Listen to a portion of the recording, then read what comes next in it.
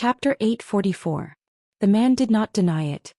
He only laughed softly. Let's go, I'll take you to see the glorious Buddhism. The little king of hell struggled to kick his legs and shouted, Wait a minute, don't you need to ask your phoenix about this? It's not good to travel alone and it's so far away. The man looked back at the carriage behind him and said with a gentle voice, She's still sleeping. Speaking of this, he paused, then lowered his eyes to look at the little person in his hand. If you wake her up, you don't have to go to Buddhism. I will fry you immediately. It is said that the king of hell's meat tastes good. Does your phoenix know that you covet my body so much? The little king of hell stared at him fiercely. I can go to Buddhism with you, but I have a request. Baligaju raised his eyebrows and signaled him to continue. The little king of hell said seriously, When you come back from Buddhism, go to the underworld and fight with my father. Fight for a long time so that he doesn't have time to care about where I go. If your father hears you, he'll definitely stuff you back in. For some reason, Baligaju looked at the little king of hell in his hand and thought of a certain kid. It's so troublesome to give birth to a son, I really want to throw him away now. The son of the king of hell could not care less about what his father in the underworld would think. He had to go to the modern world. If he could chase after his wife, it would not be a big deal for him to go to Buddhism to collect a soul. Besides, he had never collected a soul from Buddhism. It was quite exciting to think about it. The little king of hell stuck out his tongue and licked his lips. When his blood-red eyes opened again, he saw the Buddhism in full bloom. The 33rd heaven was surrounded by auspicious clouds and gospel was everywhere. A little monk was walking on the long staircase. In the 3,000 worlds, only the Thunder Temple was built in midair. Other than the floating clouds, there was only Mountain Tenya where the snow had melted, and red vegetation covered the ground. The little monk did not expect that someone would appear here. He raised his head and looked at Baligaju, then his eyes fell on the little king of hell. You are from the lower 3 realms. What lower 3 realms? I hate it when people like you divide the 6 realms into upper and lower realms. The little king of hell's eyes were bloodshot. The little monk clenched his fists and shouted in a low voice, How dare you? You unruly monster. Do you know where this is? How dare you barge in? The little king of hell raised his eyebrows and said evilly, You don't know who I am, right? As he spoke, a golden king character faintly appeared on his smooth forehead. When the little monk saw it, he took a big step back and almost fell on the stone steps. Yen, he is not the real king of hell. A Buddhist supremacy walked out of the temple and reached out to support the little monk. He glanced at the son of the king of hell and said nonchalantly, You're just the son of the king of hell. How dare you come to Buddhism and make a fuss when you haven't learned anything? Didn't anyone tell you that if you want to enter Buddhism, you have to report to the heavenly axiom? When did the lower 3 realms become so unruly? The little king of hell hated it when people talked to him, especially when they looked down on him. Although he could not do anything to a living Buddha. However, he could shatter a dead Buddha's soul at any time and make him unable to reincarnate. Big devil, I don't care about the others. After you kill this Buddhist supreme, keep him for me. Let him see who is the one who doesn't know the rules. When the little king of hell said this, his eyes were like flowing blood. When the Buddhist supreme heard this, he laughed and said disdainfully, You want a devil to kill a Buddha? What a joke. I am warning you, you better leave quickly. My Buddha is merciful. If I can spare your lives, I will spare yours. Don't force me to take action. I know that you are just relying on your father's reputation. However, he is not here now. You broke the rules of Buddhism. Even if I kill you, your father will not know. By then, the Buddhist supreme still wanted to say something, but he saw the man in the black robe in front of him move suddenly. In the next second, his throat was grabbed by the other party. The Buddhist supreme's eyes widened. He looked at the handsome face in front of him and even his breath was unstable. Who was this person? Why was he so fast? In this world, was there anyone who could be faster than a Buddha? Baligaju laughed and did not speak. Instead, he grabbed his throat and rushed up a few steps. Then he threw him out with one hand. Bam! The Buddhist supreme felt that his ribs were broken.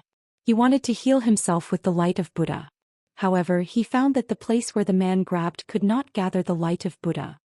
He coughed. The Buddhist supreme coughed out a mouthful of blood, staining the white stairs. Baligaju walked forward as if there was no one around. His black boots crushed the fallen flowers on the ground as if something heavy fell. Every step he took shook Mountain Tenya. All the little Buddhist monks ran out from where they were originally and looked at the man. There was a loud crashing sound. Countless demons surged out from behind the man. Each of those demons was hiding in the clouds, brandishing their claws. They dyed the auspicious clouds black and surged with unprecedented evil. Hordes of demons and devils had gathered at the peak of Mountain Tenya, pressing down on the Buddhist League. Such a scene. There were only 2 words in Buddhism. The first time was when the Emperor of Tian Dao cleared the Blood Sea and brought a large number of demons to the Buddhist sect for a banquet. The second time was when the Emperor took away the Buddha body of the Venerable and broke the Vajra shield of the Buddhist sect. The Buddha's supreme lying on the ground became a Buddha late, but he had heard of these legends. For the Buddhist sect, it was a great disrespect and an unforgivable sin. Boom! Thunder came from the sky. The scene that was supposed to be in hell was now above the Buddhist sect. The Buddhist supreme who was ranked among the Buddhas appeared one by one from the floating clouds. They could not see the appearance of the person standing on the stone stairs. They only felt the soaring evil aura and subconsciously thought that it was a big demon from Mount Buzhou. They raised one hand and chanted Amitabha. Demon, this is an important place of the Buddhist sect. It's not a place where you can mess around. Since you don't listen to our advice, we can only punish you and put you into the path of beast. You will never be able to transform into a human. After the Buddhas finished speaking, they wanted to send down the light of Buddha, the perfected person and the land of innocence. However, what they did not expect was that before they could do anything, the tall man standing on the stone stairs suddenly raised his head. Black aura surged endlessly. You want to put me into the path of beast? With just you? The Buddhas were shocked. Their eyes shook as they looked at the familiar face. Their expressions suddenly changed. Chapter 845. Emperor. It couldn't be wrong. Only that man could have that face that could overturn all living things and that murderous aura that could shake the sky and the sea. How could this be? He had fallen from heaven. After falling from heaven, it was impossible for demons to go straight to Buddhism. Why was he here? All the Buddhas looked at each other with pale faces, but before they could make a move, a swoosh was heard. There was no sign of the man on the steps. When they closed their eyes again, one of the Buddha's arm was already in Baligaju hand. The wind was blowing wildly in Buddhism. The demon behind Baligaju expanded 3 times in an instant. Back then no one from heaven in Buddhism could defeat him, not to mention now. All the Buddhas originally thought that he only had demonic aura, but when he got closer the divine sense that was enough to suppress the 6 Tao appeared.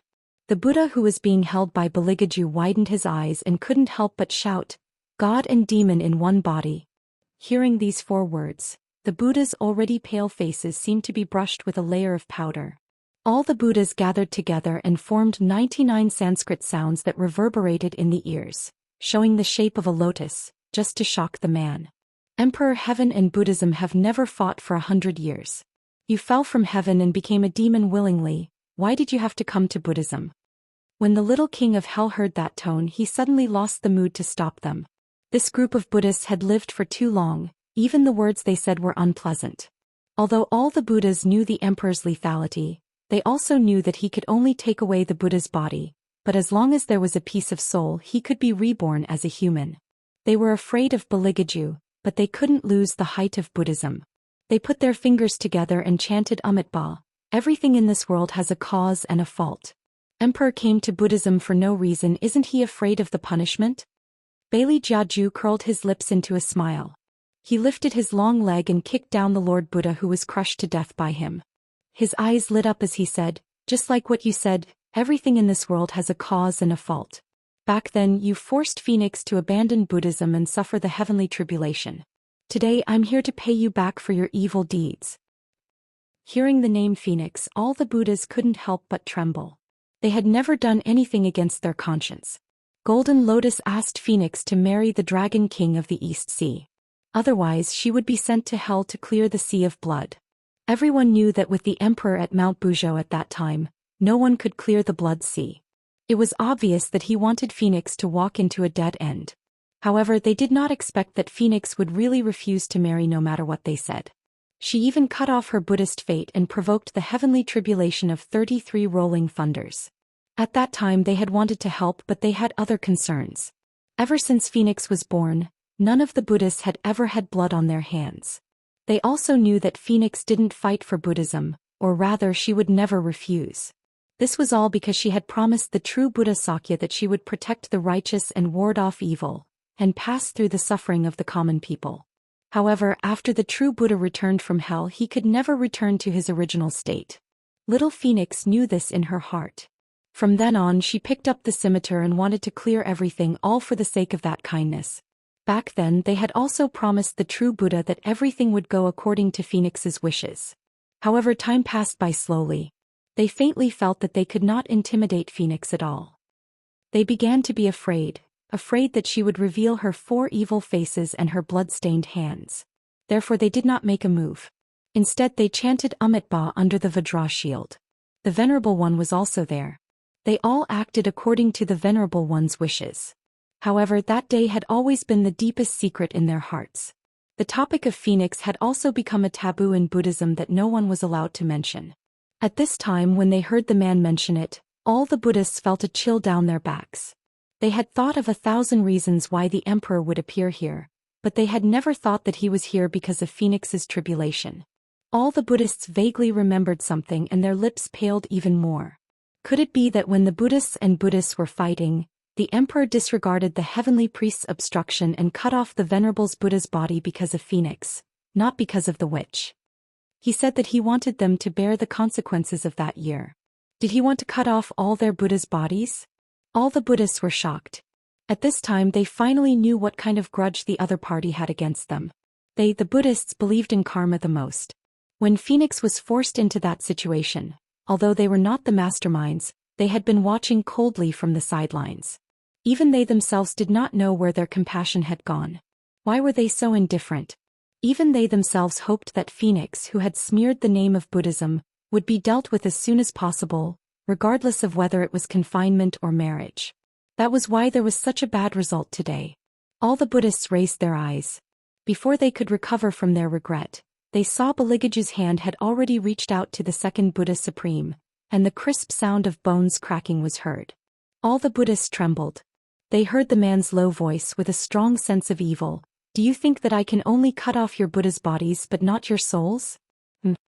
At this point, Baligaju tilted his head and smiled. As his robe fluttered, his eyes were filled with golden light. "Little brat, cut off the soul of the Buddha Supreme that I just kicked down. Crush it." Hearing this, all the Buddhists could no longer maintain the panic in their hearts. They shouted at the little king of hell, "You can't do this. We are Buddhists.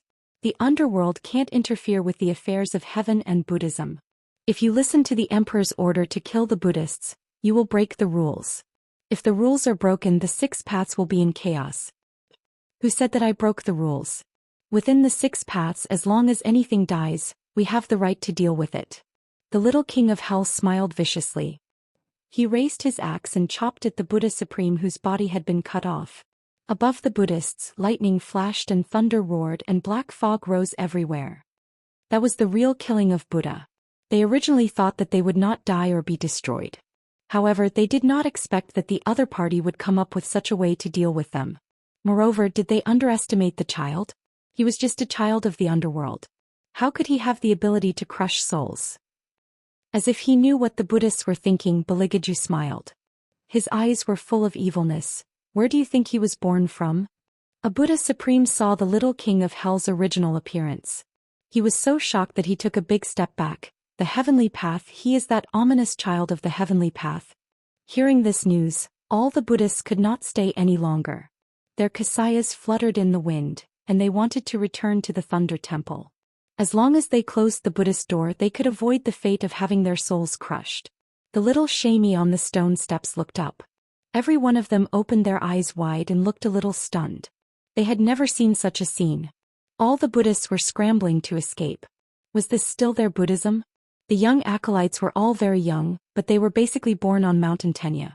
Almost every one of them worshipped sincerely every day, so that they could one day become one of the Buddhas and save all sentient beings and relieve all sentient beings from suffering. However, when they saw the scene in the sky, they were disappointed. They were disappointed with the current Buddhism. The little shamey did not run away anymore. One by one they sat back on the long steps with one hand held up. Their small bodies were as straight as a pencil. They did not recite the scriptures. They just looked at Bailey Jiaju who was walking toward them. Their bright eyes were filled with fearlessness. Their thoughts were simple. They had to guard Mountain Tenya. Only then would the true Buddha Sakya return. The little king of hell smiled. These little monks are not bad. Sakya has a good eye. Bailey Jiaju acted as if he didn't hear anything, but he didn't hurt those little Buddhist monks. His figure shuttled through them like a shadow. Then he stretched out a slender and fair hand, forcibly blocking the Buddhist gate that was erected between heaven and earth. There was a loud bang. The Buddhist door that all the Buddhists thought could withstand everything was shattered. In the midst of the dust, Baligaju said to the little shamey behind him, "I won't destroy the place where she used to live." In other words, Baligaju came here for revenge. He would not destroy Mountain Tenya. The little shamey looked at each other. One of them rubbed his red eyes. "Lord Phoenix is still alive, right?" "I don't know." The little shamey knew that the little monk was by Phoenix's side. Logically speaking, the little monk should have become a Buddha long ago. However, after so many years, the little monk still stayed at the place where Phoenix used to live. He did not go to the Hall of Great Strength. The little monk raised his head. His eyes were red. She must be alive. The little shamey were all wearing kasayas. There were 6 dots on their heads. They looked funny when they carried people. However, they still carried their companions in their arms.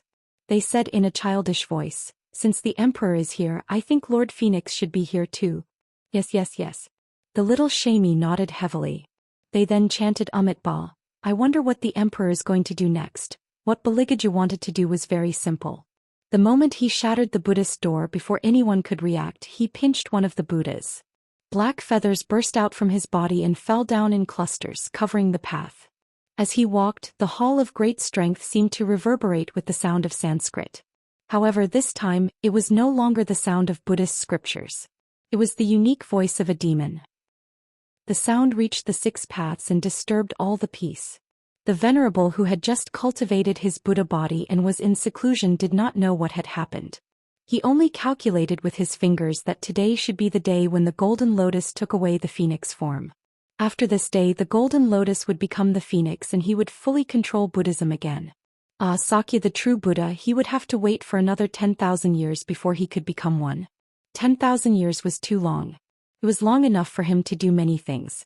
As the Venerable was thinking, he heard a faint sound. The Sanskrit of the devil? How could such a sinful sound appear in their noble Buddhism? Chapter 846. The Venerable opened his eyes unhappily. However, when he saw the figure standing in the middle of the Mahavira hall, the color on his face immediately disappeared. He who was sitting on the golden lotus suddenly stood up. His eyes shook violently and his eyes were full of guilt and fear. He knew that this was not the behavior of a Buddha Venerable.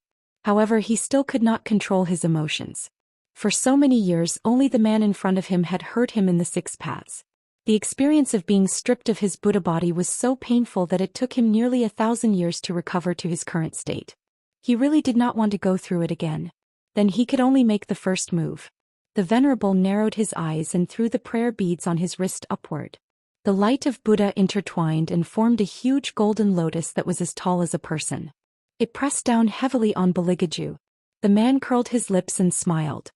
His slender figure quickly stepped back and then rushed forward, forming a dazzling white light. There was a loud bang. The man's hand forcibly penetrated the 1,000 feet light of Buddha and went straight for the internal organs of the lotus. His handsome side face was scratched with a bloody scar. Mixed with the blood dripping down, it only made his smile look more evil and evil. The Venerable did not care if he would be condemned morally if he made the first move. He looked at the Buddhas, which meant that he wanted them to chant the incantation with him. He emphasized his voice and chanted with conviction. Everyone's eyes were fixed on Baligaju. Even the Emperor who was born from chaos could not escape from the thousands of Buddhas. This was the Mahavira hall, the source of all evil. As long as all the Buddhas spoke at the same time, even if they could not do anything to the man, they could make the little king of hell unable to refute. The Venerable's eyes were gloomy. At this time he no longer had the face that a Buddha should have. Every inch of his expression was scarier than an evil ghost when looked at closely. The Buddhas did not dare to go against his will, nor did they want to go against his will. If they did not come up with a way to deal with the Emperor when the Venerable was gone, the next person that the emperor would kill would be themselves. Therefore, all the Buddhas present put their palms together and kept chanting Buddhist scriptures. The little king of hell could no longer resist the Sanskrit chants that reverberated in the hall. He covered his ears with his hands, and his expression was pained as if he was experiencing a nightmare. Some people said that 10,000 Buddha slaying was the mantra that Buddhism was most unwilling to use. This was because it was the complete opposite of Buddhism's philosophy of delivering all living beings. Buddhism led people to do good. The true meaning of kindness was not blindly benevolence and tolerance. It was to not take the initiative to hurt others and not blindly follow others. True kindness would never force someone to do something. If it is dangerous to make a sound, keep silent. If you don't have the strength to shine, then don't shine on others. But don't defend darkness just because you're used to it. Don't mock those who are braver and have more energy than yourself. 10,000 Buddhas was a Buddhist mantra that gathered the rumors and slanders of the human world. It was a power that could destroy people's hearts. The little king of hell supported his forehead with one hand, and his fangs were faintly protruding from the corners of his mouth. If he could not move, no matter how powerful Baligaju was, he could only cut off the bodies of the Buddhas, but he could not crush their souls. This was the Venerable One's idea. From the moment he saw the little king of hell following behind the man, he had planned to break up the combination of the two of them. The Buddhist chants deepened again. The little king of hell's small body began to tremble, and his ruby-like eyes were like flowing blood. The Buddhas were frightened, but they could not stop. Once they stopped, the emperor would immediately break their necks. The Buddhas straightened their hands and continued to chant the Buddhist mantra. The Venerable One's chanting was the fastest, and the sound of the Buddhist mantra continuously rushed toward the little king of hell. Just when he thought he was going to succeed, his collar had already been ruthlessly pulled up by someone. The hands were slender and strong and stained with blood. From the beginning to the end, the speed was astonishing. The Venerable looked at the excessively evil and cold handsome face in panic and suddenly laughed out loud. Without the son of King of Hell's soul-splitting axe, even if you kill me 100 times, I will still be able to re-establish my Buddhist position. Just like back then when you fell from heaven and became a demon, I will still stay in Buddhism. The soul of a Buddha is never something that you lowly Taoists can destroy. What if I join in? A voice as cool as water sounded from behind the empty space, as if it could penetrate the layers of auspicious clouds. The Buddhas looked back and saw a figure with fluttering clothes against the dazzling light, walking in from outside the hall step by step. The people could not see her face clearly, but if they did, they would not be able to calm down anymore. She was wearing a fiery cloak and holding a Buddhist bone scimitar. Her eyes were as beautiful as the lakeside of Mountain Tenya, and she faintly emitted a fatal fragrance. She walked out of the light, just like how she had stepped into the hall of great strength countless times. She carried an arrogant aura from head to toe, as if she had never put anyone in her eyes except for Sakya. Some people had guessed that it was because of this that the Venerable One did not like her, although he did not show anything. After all, as the Venerable One, he had to treat all the Buddhas equally. But that vague feeling could not be dispersed no matter how hard they tried. Baligaju tilted his head and glanced at her. The light in his eyes softened, and his deep voice sounded as if he was coaxing a child. Why don't you sleep a little longer? If you sleep a little longer, I can finish this and go back to accompany you. Now I'm covered in blood and I haven't cleaned it up yet. Stand away first. The man's tone was so natural that it was as if he was just stating a fact. The King of Hell's son clutched his stomach as he thought to himself, this great demon king is still trying to disguise his image in the eyes of the phoenix. Enough is enough. The little King of Hell knew that the great devil did not want Phoenix to know that he had come to Buddhism. He probably wanted to quietly eliminate all the Buddhas. Unfortunately, Phoenix was too smart. When she woke up and realized that they were not there, she would know that they had gone up to the 33rd heaven. This time, Hellion Vivian did not stand away as Baligaju said. Instead, she walked out of the light and said with a smile, I was bored waiting, so I came up. I wanted to sleep a little longer and wait for you, but I thought carefully. When you help me vent my anger, I have to watch from the side so that I won't be at a disadvantage. As soon as she finished speaking, Hellion Vivian's face appeared in the light and shadow.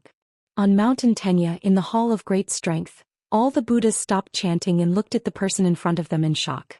Fong Phoenix. It's really Phoenix. The Venerable looked at the person who should not have appeared in Buddhism at this time in disbelief. His fingers trembled. How can you? Your Dharma, your Venerable, do you think that I, Phoenix, am so weak that I can't even beat your subordinate, little Jean Lien? Hellion Vivian looked at the old man in the Kasaya mockingly and said meaningfully, just based on this, you can't even beat Sakya, and you still want to replace his position to preside over Buddhism forever? Do you deserve it? The Venerable panicked when his deepest secret was exposed by Hellion Vivian. He did not believe that there was anyone in this world who could beat fate. This was impossible. No, it's impossible for you to get your Dharma again. It's impossible for the Golden Lotus to fail. The 6 senses of Buddha can see through everything. Eternal loneliness is your destiny. Sakya? He shouldn't have cleared your name in the first place. A product like you who was born in the path of hell is not worthy of becoming a Buddha. I know that Phoenix has a proud character. With you in Buddhism the true Buddha will return to one day, but so what? Sakya is a person who cares about the 3 lower realms. What's wrong with me replacing him? The Venerable One had shouted out those words. The Buddhas had never thought that the Venerable would have the idea of replacing the true Buddha. They thought that no matter how the Venerable punished Phoenix, it was only because she had too many sins on her hands. Such a person had to bear the consequences. Moreover, the Venerable had never liked Phoenix because of her pride, so he always suppressed her. They did not expect that all this was because the Venerable did not want the true Buddha to return to one. At that moment the Buddha's thoughts were in a mess. They did not know what to do next due to the destruction of their knowledge. They only looked at the Venerable, no longer with longing and obedience. Hellion Vivian laughed. She looked at the person who had been tormenting her. Her eyes were extremely cold. Back then, before Buddhism was established, Sakya went through the hardships of the human world and made a great vow to save all living beings. He crossed the sea of blood and evil spirits with his body. What about you? What have you done? Don't you believe in the mandate of heaven? Since heaven has given the position of the true Buddha to Sakya, even if you cultivate for 1,000,000 years, you will still be an evil person. Stop. Just as the Venerable was about to scold her, he was punched in the chest.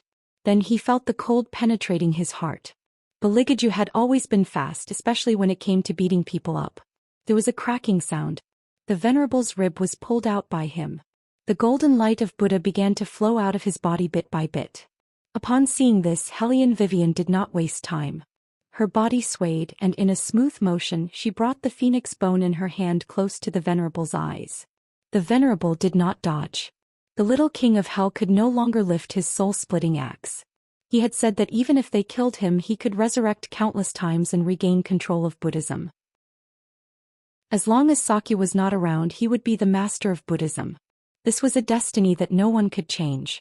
As if she had seen through the honored sir's thoughts, Hellion Wei Wei curled her lips into a smile and suddenly stopped in front of him. Her voice was evil as she enunciated each word clearly. I think there is one thing that you may not know, the honored sir. The phoenix bone blade can also sever the fate of Buddha and break the Buddha's soul.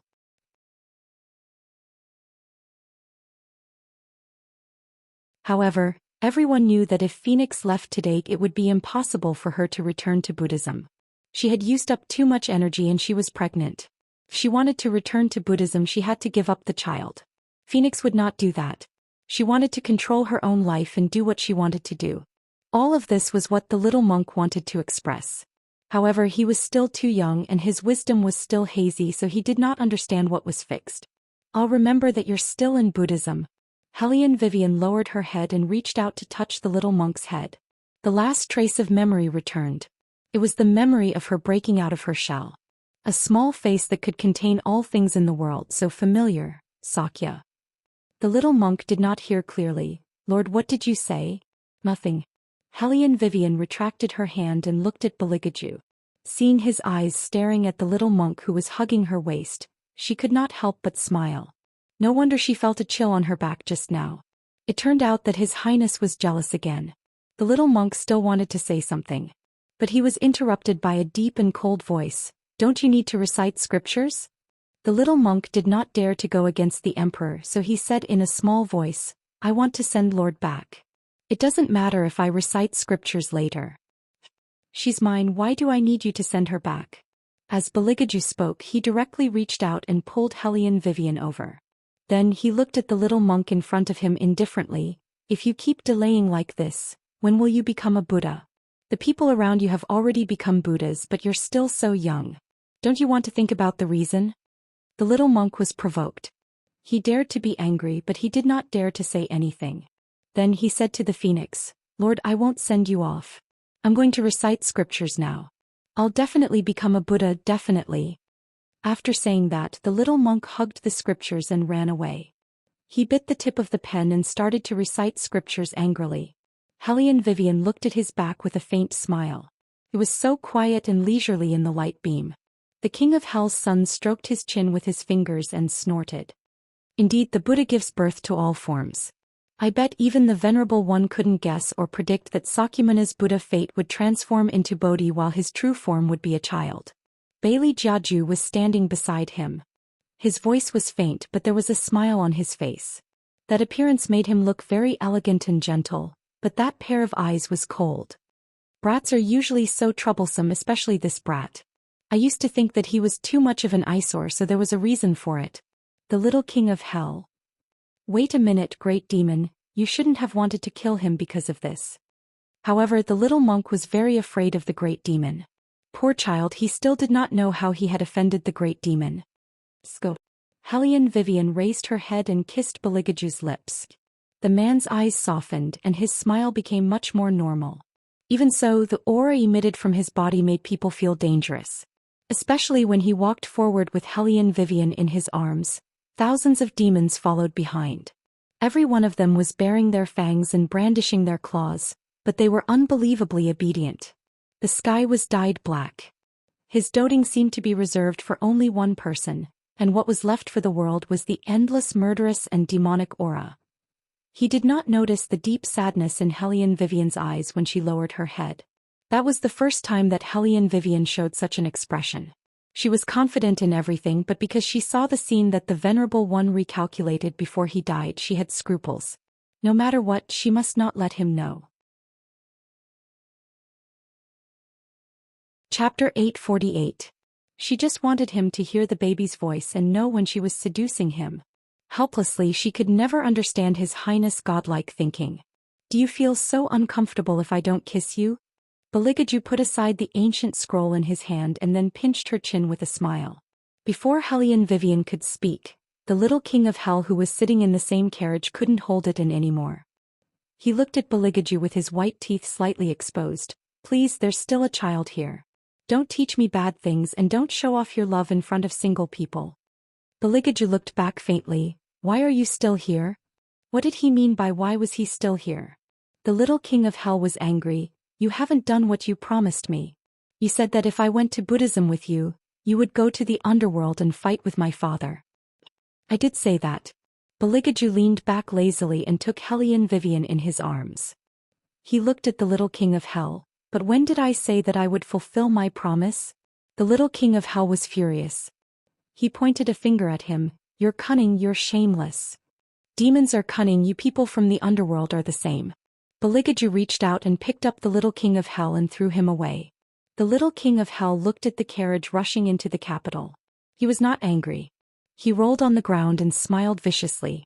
Then he put the big axe on his shoulder. If you don't go to the underworld to find my father, I'll ask my father to come up here to find you. Anyway, he sees you as a rival in love. Who asked you to be more handsome than him? After the little king of hell finished speaking, he felt that he was so handsome. He took out a small mirror and made a handsome pose. Because this was an official road, the number of people who took this road to enter the capital would usually be more than a few. Everyone was already exhausted from the journey, but they didn't expect to see a child suddenly thrown out of a carriage in front of them. What made people even more dumbfounded was that the child seemed to have broken his head from the fall. He kept holding a mirror and looking at himself as if he wished he could see a flower in it. How pitiful. What a pity for that face. People shook their heads and continued to walk forward.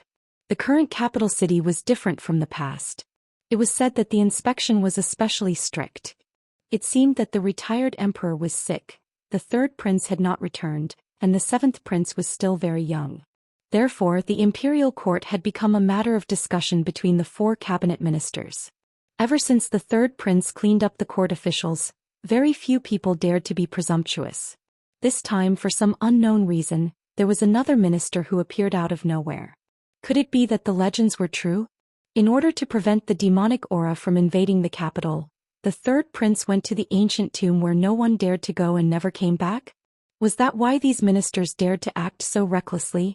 Ordinary people didn't know much, but when they entered the city, there were soldiers who wanted to collect money for no reason.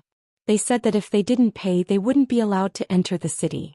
Beligaju's carriage was also stopped. The two shadows driving the carriage looked at each other. Their voices were very calm, as if they didn't have the slightest bit of emotion. Get out of the way. The soldier had never seen such a prickly person. He held his official sword and shouted, "You want me, your grandfather, to get out of the way? You've got guts. But I'm in a good mood, so I won't lower myself to the level of people like you who don't understand the situation. Obediently hand over the money and I'll let you pass. Don't want to hand it over? Go back to where you came from." When they swung their swords, 4 or 5 people twitched and fell to the ground. Only the official was left. He was so scared that his face turned white. He looked at the carriage in horror. The owner of the voice had never appeared before. But it was because he didn't appear that made people feel even more terrified. The 2 people standing in front of him, he originally thought that they were 2 martial artists who knew a little martial chi. But after the scene just now, he realized that the other party wasn't that simple.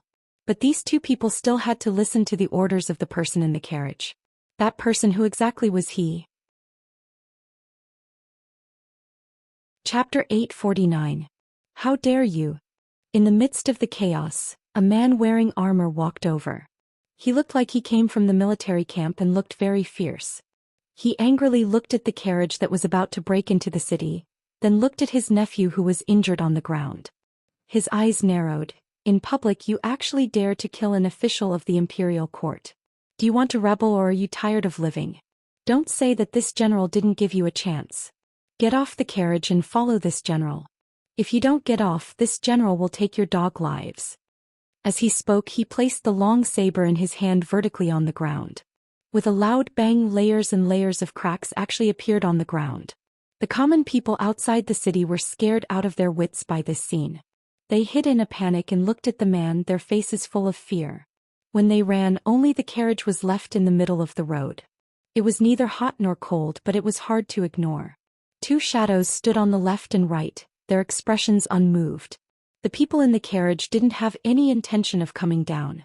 Seeing this, the general guarding the city was completely angry. Good, very good. Refusing a toast only to be forced to drink a forfeit, right? Archers, get ready. Shoot all these lawless rebels to death. It was obvious that this person was much more powerful than the head of the officers who had just been knocked down. Just as he gave the order, a swoosh sound was heard. The hundreds of soldiers inside and outside the city walls all raised the bows in their hands. Every arrow was aimed at the carriage in the middle of the road. Shoot. The order of the general guarding the city was very fierce. He was such a law-abiding person, and the other party injured his nephew. If he didn't kill these people with his own hands, it would be hard to get rid of the hatred in his heart. Swoosh, swoosh, swoosh. Hundreds of bows and arrows were shot together. Each arrow carried the whistling sound of the wind. The general guarding the city smiled, as if he could already see the tragic end of the other party. Even the common people couldn't bear to see the scene of blood splattering and turned their heads away. But no one would have thought that just as the arrows were about to reach the carriage, they saw the air suddenly move, and the carriage was covered with a thin layer of light. Everyone in the Dragon War Empire knew that it was a martial chi spirit body that could only be formed by gold-rank martial artists. Those arrows seemed to have been blocked and stopped in midair, unable to move forward even half an inch for a long time. Following that, a loud bang was heard. All of the arrows that were shot out were shattered by that powerful chi. Amidst the dust, inside and outside the city, everyone widened their eyes. The officer lying on the ground looked at the general and stuttered, Uncle, who are they? How can he be so powerful? How would I know if you ask me? The general of the city guard also became unusually irritable, but soon he sneered, it's just a gold-rank warrior. In the past, gold-rank warriors were difficult to find. It's not like you don't know that since the Grand Preceptor came to our capital, most of the wood-rank warriors have advanced to gold rank. There's nothing to be surprised about. As he spoke, the general raised the saber in his hand to the sky, and a new group of people appeared on the city wall. However, this time they were no longer ordinary officers but real soldiers. Moreover, these soldiers looked stronger than ordinary soldiers. Every one of them had a ghost mask on their faces, and they looked at their feet with murderous intent. These people dared to disobey the Grand Tutor. They deserved to die. The general of the city guards was so angry that his eyes turned red. With a roar, he chopped at the carriage not far away. However, before he could get close to the carriage, he was intercepted by a figure that descended from the sky. That man was very tall, almost 2 meters tall, and almost blocked all the light. He even carried a weapon that looked like an iron cylinder on his shoulder. "Who the hell do you think you are? How dare you rob our boss's carriage? Take money? Take your grandma's money. When my boss started to make money by building armaments in this Siju city, you were still hiding in God knows which corner of the city you were in." Chapter 850. Hellion Vivian laughed when she heard the voice. She lazily said to the people outside the carriage, "Deshiong, why are you here?" "Boss, it's not just me. All of my brothers are here. We followed your carriage as soon as it returned to the capital," Deshiong said with a smile. More than a dozen black figures descended from the sky one after another. Each of them had excellent skills and had different appearances. Some were tall, some were short, some were thin, and some were strong. Even the weapons in their hands were different. However, the only similarity was that those weapons were very rare. When Hellion Vivian heard that all her people were here, she looked back at Beligaju and said, "I'll do it this time." Her voice was full of excitement. His Highness squeezed her hand and said, "Why are you here? Aren't you afraid of hurting your stomach?" Hellion Vivian thought about it and felt that it was right. She asked the people outside, "Deshiong, have you brought the sniper cannon?" "I've been carrying it." Deshiong lifted the black tube on his shoulder when he said this. Hellion Vivian narrowed her beautiful phoenix eyes and said, "Then just blow up the city gate directly. Keep the people, they'll be useful in the future." Deshiong obeyed and lifted the sniper cannon. He narrowed his left eye, pointed at 3 points, and pulled the trigger with his index finger. A loud rumbling sound was heard. Sparks flew everywhere. The general was so shocked that he was stunned. He still didn't know what was going on. The city gate behind him fell down with a loud bang, and the flag was immediately lifted. The dozen soldiers standing on it also fell down from the city wall. The gravel continued to roll on the ground, making an unbelievable deafening sound. In the billowing smoke, the onlookers waved the dust in front of them with their long sleeves. There was only shock in their eyes. The general guarding the city, who was closest to Deshiong, was already in a daze. He opened his mouth wide and shook his head. His ears were still buzzing. He stared blankly at the black spear and his legs almost lost all feeling. Why had no one ever told him about it? How could there be such a weapon in the divine land? What exactly was it? Was it dynamite? But it was different from explosives. Explosives had to be buried first before they could be ignited. While the general was still pounding his chest over the scene that had just happened, the dozen or so black figures seemed to be opening a path for the carriage. Each of them had a gun in their left and right hands. They fired together, and every shot hit the feet of the soldiers who tried to move forward. Countless sparks flew. Just as the general raised his head, he was grabbed by the throat. At that time he only had one thought in his mind, "You, who are you?"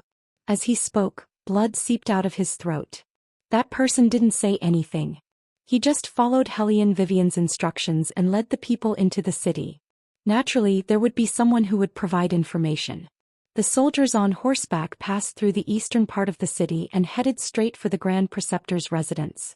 At this moment, the Grand Preceptor's residence was celebrating the money they had received over the past few days. The Grand Preceptor is really smart. He came up with such a way to make money. No matter who it is, they have to pay money to enter the city. How profitable! General Ao Jiang, who was supposed to be in command in Yunnan, was eating meat in big mouthfuls. He didn't forget to weigh the heavy ingots in his hand.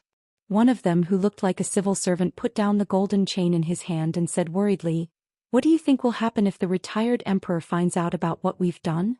"Old Wei, why are you so timid? When we entered the palace, you saw how the retired emperor looked. He won't live long. Ao Jiang knew that there were no outsiders here, so he didn't hide his words. He sneered and said, "The seventh prince is very powerful, but unfortunately he's still a child. He won't understand the twists and turns of this situation. Moreover, the Grand Preceptor is in control of the palace, so no one can deliver information in the palace.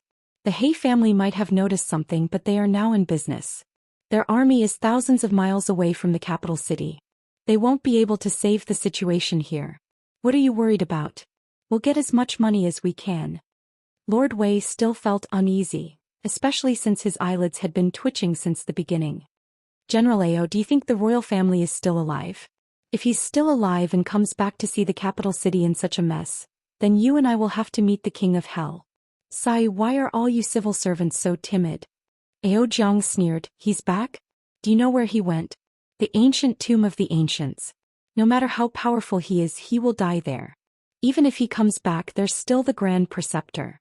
With the Grand Preceptor's power, he can be beaten out of the city." The Grand Preceptor followed Ao Jiang and had never seen Baligaju.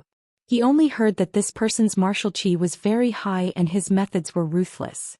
Even so, he was still just an ordinary human. Even if he was a member of the royal family and had the imperial energy to protect him, he was not destined to die. He was still no match for him. The Grand Preceptor was confident in his own abilities, but he was afraid of the little seventh prince in the palace. If it was not for the child, he would have taken over the retired emperor's body and done whatever he wanted.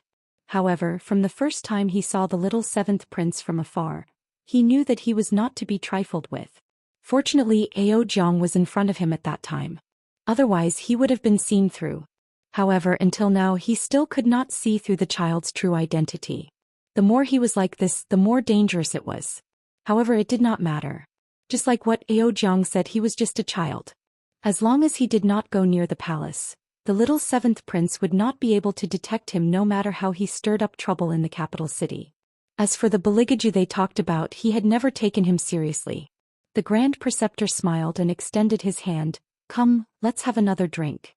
Don't worry, Lord Wei. If someone really comes, I will take care of it." "With your words, I am relieved." Lord Wei smiled and was about to raise his wine cup. Suddenly, a report came from outside. "Grand Preceptor, General Ao, this is bad, this is bad. Someone is leading a cavalry into the city." Crack. Lord Wei's wine cup fell to the ground.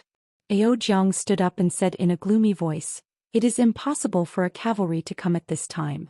Is there a mistake in the information?" "No, there is no mistake." The soldier gasped for breath and said, "This subordinate saw it with my own eyes. They have already reached the east side of the city." Ao Jiang frowned. "How many cavalry?" 1,000. The soldier just finished. Ao Jiang laughed. "It is only 1,000 people. How can you call that a cavalry? Let's go, Grand Preceptor. Let's go out and see who is so stupid. There is a path to heaven, but he did not take it. There is no door to hell." Chapter 851. Ao Jiang spoke heroically. He took his long sword and led a large group of soldiers to surround the entire East City district, blocking the incoming carriages at the entrance of Meridian Gate Market. "It's them." Ao Jiang looked at De Xiong and the rest who were clearing the way with disdain. "They want to rebel with just these few people? They don't know what's good for them." As Ao Jiang spoke, he raised one hand and countless archers raised the bows in their hands. A thick murderous aura was on the verge of erupting. Ao Jiang originally thought that with just these few people he could kill a large group of them with his arrows. However, he did not expect that before his army could attack, a loud rumbling sound was heard. The archers who were holding the bows were all blasted into the sky. Their opponents were extremely fast and they were holding something in their hands, making loud banging noises. Terrifying smoke rose from all around. Those people seemed to have entered a deserted land and could wipe out thousands of soldiers with just a raise of their hands. Ao Jiang, who thought that victory was in his grasp, could not help but panic at this moment. He looked at the black figures who were getting closer and closer to him and could not help but pull a soldier to stand in front of him. However, in the next second the soldier was shot to death. Fresh blood immediately splattered on his face. What are they holding in their hands? Ao Jiang could not help but shout. Lord Wei, who had experienced several changes in the imperial court, looked as if he had seen a ghost.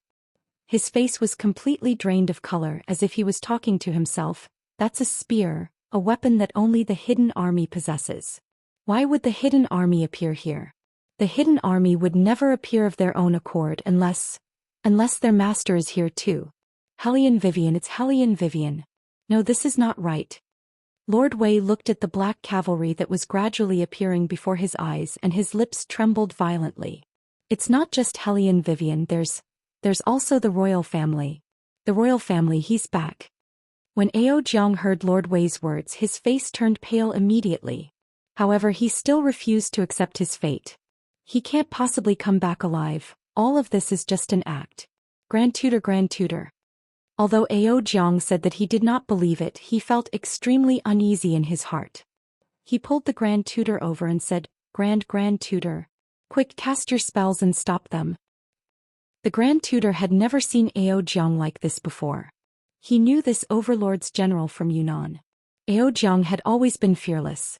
Even when he entered the palace, he did not go too far with the retired emperor. What kind of ability did the third prince have to scare him to this extent? Forget it, no matter what the other party was capable of, to him, the other party was just a mere mortal. The Grand Preceptor did not put Beligaju in his eyes at all. His eyes suddenly changed and the horsetail whisk in his hand moved, casting a demon's spell in midair. Vaguely, the surrounding air seemed to have frozen, and the temperature dropped by dozens of degrees. There also seemed to be something floating back and forth at the entrance of the market. Big Bear, who was enjoying the fight, suddenly paused. He only felt that a bloody face suddenly appeared in front of him. He couldn't help but take a big step back. When he looked carefully again, his back was terrifyingly cold. Damn it, what is this? The others also felt the uncomfortable chill. They looked at each other and felt that there was something around them. Ao Jiang saw that the other party had stopped and even started to panic. He looked back at the Grand Tutor in surprise and said, The Grand Tutor is really capable. It's just a small trick. The Grand Tutor attacked again. The air started to form a fog and it was slightly dark.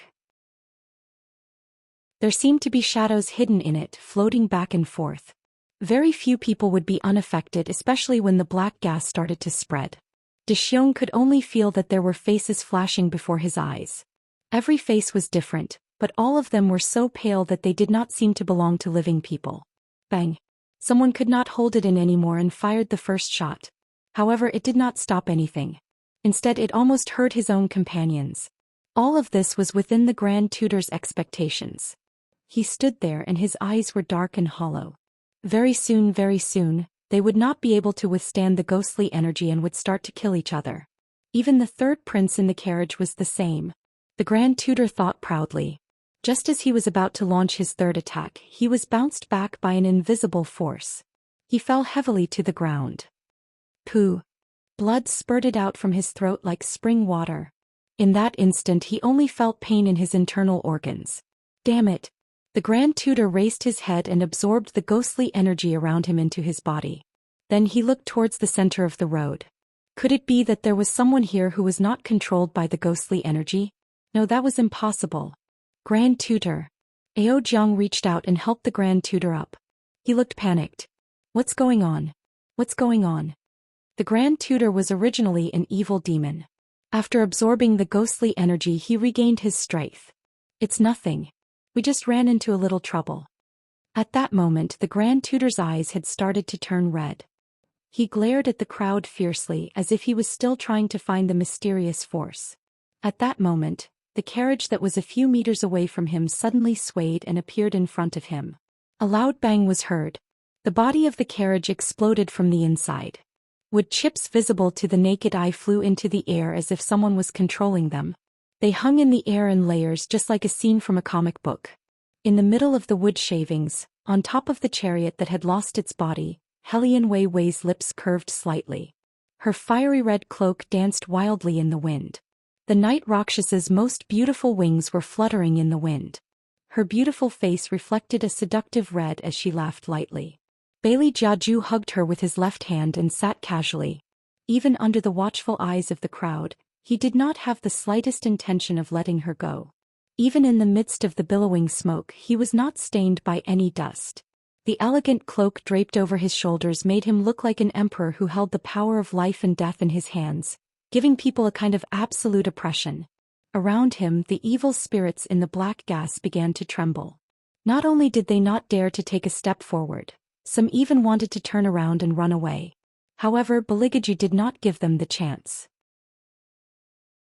His dark eyes narrowed slightly. Above the carriage, a dense crowd of evil spirits and ghosts appeared. Those evil spirits rolled their bodies in the clouds. They were absolutely obedient, but they were definitely not to be trifled with. In just an instant, those evil spirits that disturbed people's thoughts were swept away like the wind. Not even a shadow was left behind.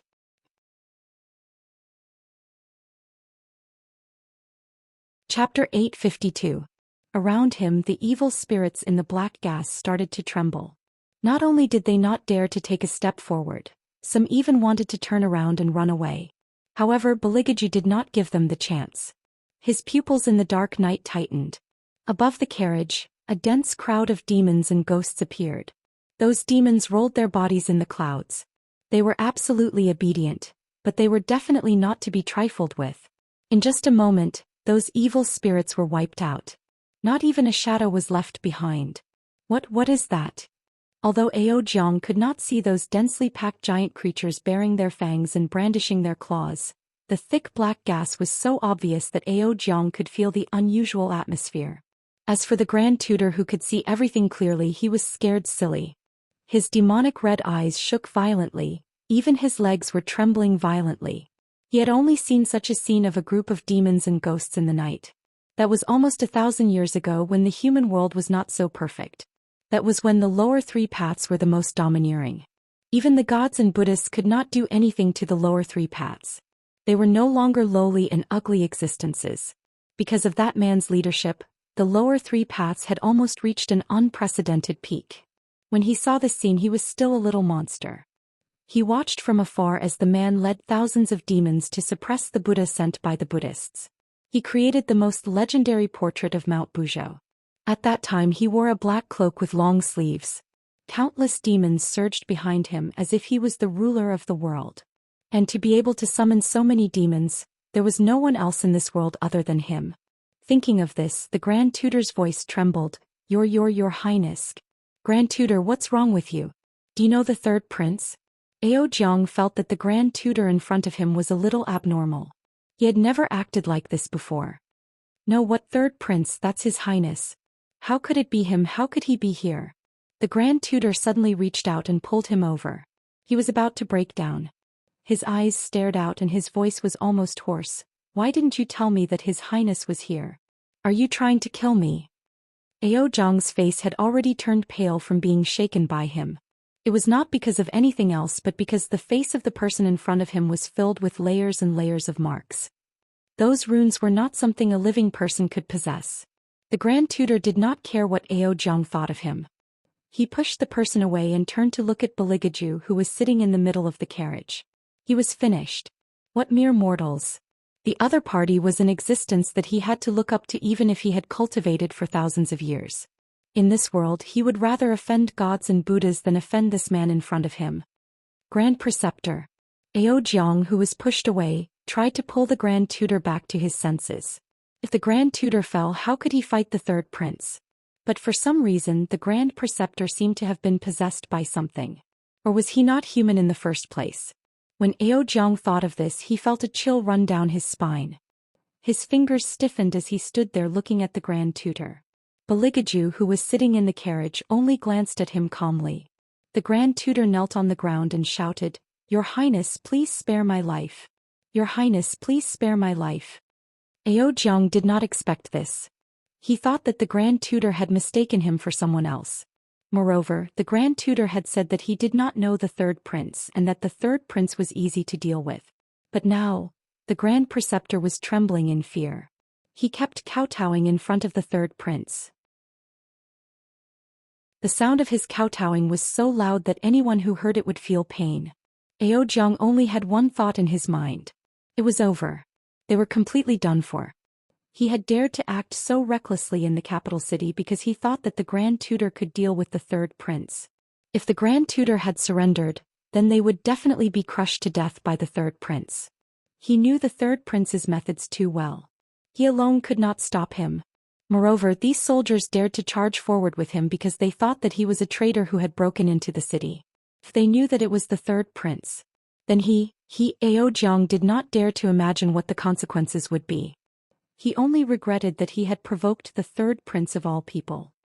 The official with the surname Wei had knelt on the ground the moment the carriage broke. Now he was kowtowing along with the Grand Tutor and begging for mercy. His entire body was filled with fear. When the soldiers saw this, they looked at each other. They did not understand what was going on. Helian Wei glanced at the mercenary beside her and signaled with her eyes. The mercenary paused and stood in front of the carriage. His voice was filled with inner strength, loud and mellow. That voice seemed to come from his dantian, and it was deafening. The current third prince is here. Why haven't you put down the weapons in your hands? Royal family? The soldier with the bow turned around, his face full of shock. That's the royal family? What? The soldiers were stunned by this sudden news. But soon they moved. One by one they put down the bows in their hands, knelt on the ground and shouted, "Long live your highness." They were also afraid. Who would have thought that the person in the carriage would be the third prince? Who would have thought that the third prince would appear in front of everyone in such a manner? Everyone in the capital thought that the third prince would not survive this trip. They did not expect that not only did he return, his aura was even stronger than before. It was as if he was born to kill the world. At this moment he looked even colder and more dangerous. The commoners standing at the side were also dumbfounded. The person who openly challenged the system of paying money to enter the city was actually the current third prince of the imperial court. They were originally worried about the owner of the carriage. They did not expect that their world-renowned third prince would really return just like that. The commoners thought. When they finally reacted, they realized something. When they came back to their senses, they knelt heavily on the ground with unprecedented joy in their eyes. In the capital, thousands of commoners knelt 10 miles away. It was a magnificent scene.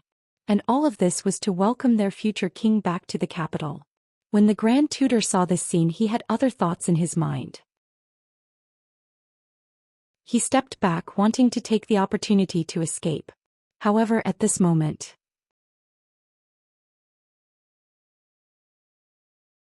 Chapter 853. Suddenly, a deadly voice rang out in the air, "Lin, soldier." The Grand Tutor raised his head abruptly, his eyes wide open. That is. Do. Helian Vivian's fingers moved, her eyes as clear as torches. The Grand Tutor looked as if he had seen the most terrifying enemy in his life, his lips trembling. The 9 mantras, how can this human know the 9 mantras? Helian Vivian's thin lips curled. Jezhen. The Grand Tutor thought that he could escape. After all, he was an illusion of an evil spirit without a physical body. As long as he was not too close to Her Highness, he still had a chance to escape. However, if he encountered an exorcist, it would not be so easy for him to escape. It seemed that he could only discard his shell. As if she had seen through his thoughts, Helian Vivian's smile grew wider. She cupped her hands in front of her. Exorcism. There was a loud rumble. There seemed to be 1,000 feet of spiritual light floating under his feet, converging into a phoenix bathed in fire in midair, charging down with Buddha's aura. At this moment the Grand Tutor was completely shocked. Then an overwhelming fear swept through from the depths of his body. He had only seen this kind of light at Mount Buzhou. That was not the normal 9 mantras, but the roar of the ancient phoenix. It's over. This time he was really done for. Before the Grand Tutor could open his mouth, his body was penetrated by the Buddha's light. The burning pain spread from his chest to the rest of his body. Every inch of his body was burned to the extreme. The soldiers could only watch helplessly as another figure suddenly emerged from the body of the Grand Preceptor whom they had once worshipped. That figure's appearance was abnormally terrifying. It was wearing a long robe that had been soaked in water, dripping with water. Its face was like that of a sorcerer's. Aojiang, who was standing beside him, saw this scene. His face changed in fear. He tripped and almost fell to the ground. The soldiers were even more terrified. Their shoulders trembled. They were afraid that the figure would pounce on them. However, what they were worried about did not happen. Because the figure had just risen, it was completely annihilated by the phoenix's fire. It seemed to be struggling desperately as it let out a painful roar from its throat. But no matter how he struggled, he could not escape the fate of being subdued. The speed of the Buddha's light was very fast, so fast that people could only hear the regretful wails of the evil spirits. I really didn't expect the Grand Preceptor to be an evil being that would harm the capital. The commoners were very scared. They looked at this scene with lingering fear and chanted Amitabha. Luckily, the third princess consort was here. Did you see that just now? The third princess consort really looked like the reincarnation of an immortal. A living bodhisattva. He's a living bodhisattva. It's really our good fortune to have such a princess. As the people spoke, they couldn't help but kowtow and shout, "Long live the princess, long live the princess." Helene Vivian's actions had always been natural and unrestrained, allowing the people to rise. Then she retracted her hand and said in a low voice, "This way I can save one more dish for the baby." Baligaju was sitting next to her. After hearing her words, he raised his eyebrows. The bigger fetus also moved its hands and feet coolly. Helene Vivian moved and smiled gently as she stroked her lower abdomen. It seems that the baby likes it very much. His Highness had always disliked this woman paying attention to anyone other than himself. He reached out and pulled Helene Vivian into his arms again. He sneered at her lower abdomen. What else can that little brat do besides eat? The bigger fetus narrowed its blood-red eyes and turned to the smaller fetus. "I think I've been too kind to father recently." The smaller fetus sighed and slowly opened its eyes. "Big brother, believe me, that's just your imagination." The bigger fetus's voice became even softer. "Anyway, we're going to get out soon. Once we get out, I'll let father know that other than eating, I can also go against him." The smaller fetus. "Why do I feel like I'm listening to my big brother's life work?" "You're much better now. I can go out to look for food at night. I'll catch a few ghosts for you to play with," the bigger fetus said as he hugged the smaller fetus in his arms. It was very domineering and cold. The smaller fetus nodded. "Oh, the two little ones always had a loving relationship." However, the situation outside was not so peaceful. Lord Wei was afraid of death. Before Bailey Jiaju could ask him anything, he took a few steps forward on his knees and begged for mercy. "Your Highness, this old official knows his mistake. This time this old official really knows his mistake. We didn't do anything but embezzled some money. This old official didn't dare to touch the money because it's still in this old official's house. I beg your Highness to spare this old official's life on account of this old official's hard work for the imperial court all these years." After Lord Wei finished speaking, he kowtowed loudly. Baligaju did not look at him. Instead, he looked at Ao Jiang absent-mindedly. "You brought these soldiers here?" Ao Jiang was basically scared out of his wits. Without anyone to rely on, his whole body trembled. He wanted to plead for mercy like Lord Wei. He kowtowed again and said, "Yes, but I didn't expect that the person who came in would be your Highness." Before he could finish, Ao Jiang saw the other party narrowing his eyes. There seemed to be something flashing in those deep eyes that could almost prick one's nerves. Ao Jiang felt like his chest was about to explode. He was in so much pain that his face turned pale. Only then did he realize that the other party could kill them without even lifting a finger. There was a loud bang. His body was bounced back by an unknown mysterious force. Both Ao Jiang and Lord Wei had blood gushing out of their mouths. They lay on the ground with their limbs broken. The only difference was that one's meridians were shattered while the other was still alive. Baligaju laughed. His voice was cold. "This is my territory. Those who bring soldiers here die." The word death made the soldiers who had just surrendered feel a lingering fear. Ao Jiang listened. In the end, he could not withstand the intense pain in his body. He tilted his head and stopped breathing completely. After such a battle, no one dared to stop the carriage. Thousands of soldiers stepped back in a well-trained manner, automatically leaving a path to the palace. It was from that day onwards. Regardless of whether it was the War Dragon Dynasty or any country other than the War Dragon Dynasty, no one dared to bring soldiers to the capital.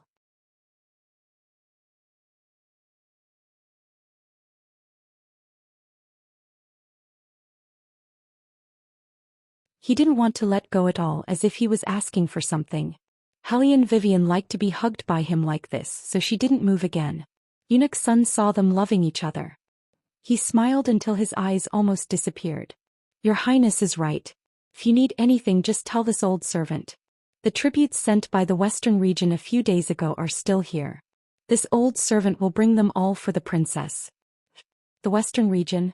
Hellion Vivian smiled. Then bring some pearls. There's no need for the rest of the treasures. Also bring 2 empty bowls, a jar of honey, some fresh milk and tomatoes. Eunuch's son responded with a yes and left with the palace servants. It could also be considered to give the 2 some time alone. His Highness had never liked people to wait on him. In the past he didn't like people touching him. Now he didn't like people disturbing him and the princess. His Highness was still that His Highness, so sinister that it made people scared. But as long as Wang Fei was here he would have a bottom line and would not reveal the deepest part of him. This was the biggest blessing for the Dragon War Empire. Thinking back, how many people thought that the good-for-nothing miss of the Hellion family was not worthy of the high and mighty third prince? Until now many people were talking about the existence of these 2 legends in the Dragon War Empire. One was the third prince, Beligaju. The other was the third princess consort, Hellion Vivian. Seeing that the little Highness was about to be born, Eunuch's son smiled even more happily. He quickly prepared all the things that Hellion Vivian wanted. Hellion Vivian didn't mind. She rolled up her long sleeves and picked up a pair of chopsticks to mix. She put whatever she thought of into the bowl. After all, it was for the sake of consistency. Milk, honey, pearl powder, tomatoes. Each of these things is a tool for whitening and moisturizing. As she spoke, Hellion Vivian picked up the bowl and said to Beligaju, "Go lie down on the small couch. I'll apply it faster." Bailey Jiaju was amused by her matter-of-fact tone. He mischievously pulled her over and kissed her ear. His breath was hot as he said, "Do you only need me to lie down? You don't need this husband to do anything to cooperate with you?" "No need." After Hellion Vivian said this, she remembered the scene last night. Because they couldn't be intimate, he held her hand. That pair of eyes was very deep in the darkness. He kept kissing her neck. When he came out, he bit her collarbone heavily. That kind of heat seemed to still remain on her hand. "If you look at this husband like this, it will make this husband feel that you are being sarcastic." Beligaju hugged Hellion Vivian from behind. Hellion Vivian smiled and pushed him away. "You want to use this trick to divert my attention? I won't fall for it. Hurry, go lie down over there." Seeing her like this, Beligaju let her do as she pleased. Eunuch's son was a discerning person. He secretly gave the palace servant a look and put down the translucent barrier. Bailey Jiaju laid down with his clothes on and watched her smear her face with her fingers. The thing was cool and very comfortable. But he didn't know how she would smear it in the end.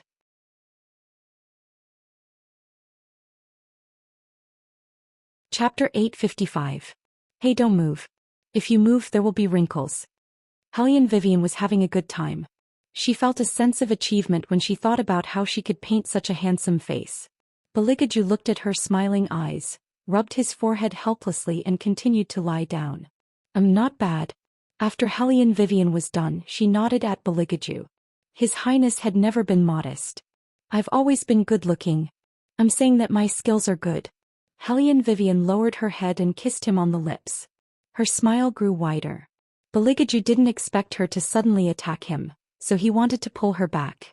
Hellion Vivian shouted, Hey, hey, hey, you still have something on your face. Don't rub it on my face. I'll do it too." "Lie down. I'll do it for you." Beligaju ignored her objections and pressed her down on the small couch. Then he copied what she had just done and smeared the thing on Hellion Vivian's face bit by bit. However, compared to Hellion Vivian's sudden attack, His Highness kissed her much more frequently. Basically, he just smeared the thing on her face and kissed her. He looked very casual and even pinched Hellion Vivian's hand from time to time. Hellion Vivian. She wasn't a cat. Did she need him to pinch her paws from time to time? "Are you done?" Hellion Vivian couldn't lie down anymore. Beligaju looked at her and frowned. "So this is how it looks after it's done. Don't frown. There will be wrinkles." Hellion Vivian kept talking about wrinkles. Bailey Jiaju did not care about her anymore. He took the bronze mirror and looked at his own face. His eyebrows twitched. He was not good looking at all. How did she manage to kiss him when he looked like this just now? "Wait, don't apply it yet." Hellion Vivian pressed down on his hand and grinned. "It's not time yet. It'll take at least half an incense stick's worth of time. You have to wait for the nutrients inside to slowly seep in." In other words, he still had to carry this mess for half an incense stick worth of time. Beligaju was about to go crazy. However, His Highness had always had a noble temperament. He reached out and pulled her over. I have never been so ugly. How could he be ugly? He's very handsome, Hellion Vivian said as she tried to hold back her laughter. Beligaju raised his eyebrows. Is it funny? No. Hellion Vivian met the man's narrowed eyes. Really? Beligaju curled his thin lips. Do you think this highness will believe you? Of course you have to believe me because no matter what you become I will still like you. Hellion Vivian knew that usually at this time as a domineering president, she had to use sweet words to kill the crisis in the cradle. Therefore it was really not a good thing to say that the other half was too strong. Fortunately she was also strong. Yes. She nodded with incomparable confidence. When Bailey Jiaju saw her like this, he knew that she had found herself in the wrong place again. He leaned his head on her shoulder and laughed softly. The two of them didn't say anything. They just lay on the small bed and waited for the mask on their faces to be done. Hellion Vivian was quite romantic sometimes. She took out the small book that Beligaju had given her in the Buddhist world and seriously wrote a note on it. Feels good to put on a mask with the person I love. Bailey Jiaju reached out and took the book from her. He glanced at it and asked, What are you writing? Hellion Wei Wei knew that no one could recognize her handwriting, so she purposely explained it to him. This was also a kind of behavior of a bossy president.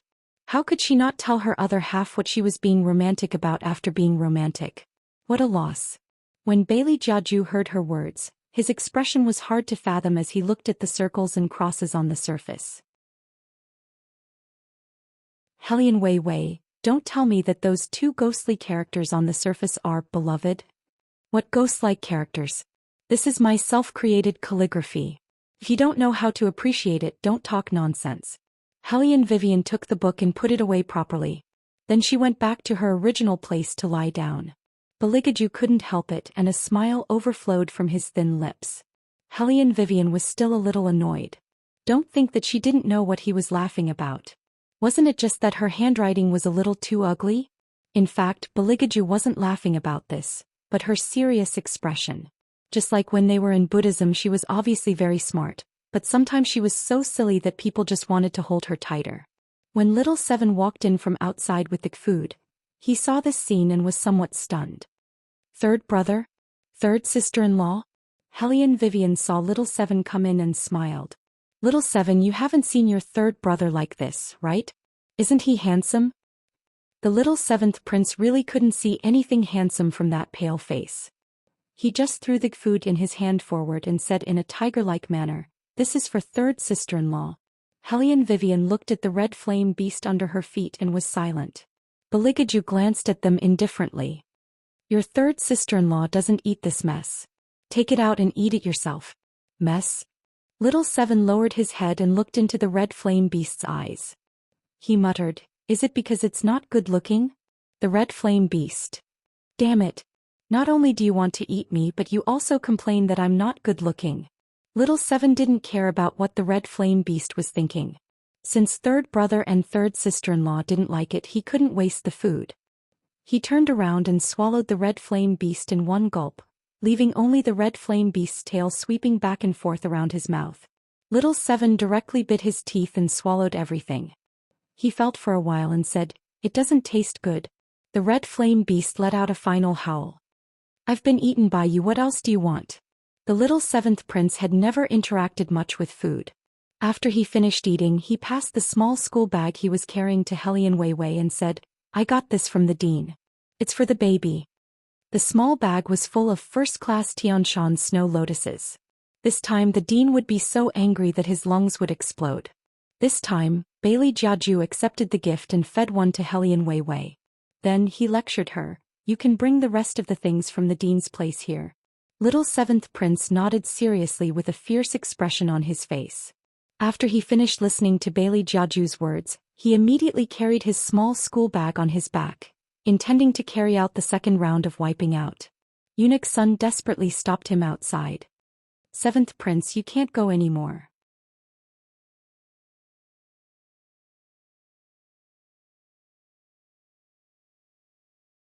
Chapter 856. Hellion Vivian listened to the noise outside and thought, if Eunuch Sun knew that all of this was ordered by a certain highness, I wonder if Eunuch Sun would go crazy. Looking at Beligaju like this, Hellion Vivian's eyes were softer than ever. When it came to hobbies, a certain highness' only hobby was to prank people. Now that she saw him smile like this, Hellion Vivian never felt that he was cruel. On the contrary, she always felt that this man was the cleanest. Whether it was when they were in the 33 heavens or in the human world, he had never changed the way he treated her. In the past, both of them were very proud. Neither of them was willing to admit defeat. It was the same now. However, compared to when they were young, they knew how to cherish each other more now. No matter what she did, he would follow her. However, just as the master of the Hidden Spirit Temple once said, if one's love was too exclusive, it would usually lead to destruction under normal circumstances. It was night on the 7th floor of the underworld. The little king of hell held a pacifier in his mouth and sneered at his father. If you have the ability, beat me to death. Even if you beat me to death, I can still fly in the sky and burrow into the earth. Humph. Do you think I won't dare to do anything to you? The king of hell was handsome, but at first glance, one could tell that he was not a good person. He was a bit like someone who came out of a brothel and was very wild. The little king of hell crossed his legs. Hit me, I'll scream, call mom over, let her see the true face of a brothel head like you. Flap. As if he could not hold it in any more, the veins on the king of hell's forehead bulged out. Lord King of Hell, don't be angry with the little highness, he also made a mistake. The judge was usually stuttering, and this time he couldn't speak clearly. He lay on the ground and desperately hugged the king of hell's leg, afraid that his lord would beat the little highness up until he couldn't take care of himself in life. The little highness, of all people, had to mention the madam. Wasn't this specifically picking on Darren's wound to poke? The king of hell took a deep breath as he reached out and grabbed the little king of hell. He lifted the little boy with his legs up and his head down. The little king of hell felt that his dignity had been deeply insulted. Dad, how can you be so shameless? If you have the ability, put me down. What the hell are you doing hanging me on a hanger? Am I your son or not? Mom, come over quickly. Dad is abusing me again. Mom. After calling out a few times, the little king of hell realized that something was wrong. Why wasn't his mother here yet? The judge stammered as he whispered into his ear. Madam was angered by Lord and left. Damn, why didn't you say so earlier? The little king of hell rolled his amber eyes and said to the king of hell, Dad, I feel that I'm not young anymore. There are some things that we can sit down and talk about, right? If you hang me like this, it'll affect the relationship between us father and son. I think this is pretty good. The king of hell didn't fall for his son's tricks at all. He instructed the people around him, just let him hang like this. Doesn't he like to shout? Let him shout as much as he wants. Hearing this, the little king of hell widened his eyes. Seeing that his father had finished packing and was going to chase after his mother, he kicked his short legs and felt very sad and angry in his heart. Hellion Vivian pushed open the door and saw this scene. The little king of hell was already very beautiful, especially his eyes. When he smiled, they seemed to glow like rubies. Although it was a little sinister, he still looked like a little angel. Now that he was being hung on a hanger like a piece of clothing, it was funny no matter how one looked at it. Hi. The little king of hell was very gentlemanly. Although he didn't greet her with his hands, his mouth didn't stay idle. Do you want to drink tea or Mangpo's soup? Hellion Vivian didn't have any intention of putting the little king of hell down. She looked for a ledger and glanced at it. Then she paused and raised her head to ask, Where's my book of life and death? Your book of life and death? When the little king of hell heard this question, he smiled meaningfully. Phoenix, why did you suddenly come to the underworld to look for your book of life and death? Don't tell me you're hiding something from that man? Hellion Vivian looked at the little king of hell who was hanging on the hanger and smiled. You should understand that sometimes, being too smart isn't a good thing at all. Alright, but your book of life and death isn't in the underworld at all. At this point, the little king of hell paused and said, Even if it is, I don't have the right to look at it. Hellion Vivian walked closer to him and looked into his big eyes.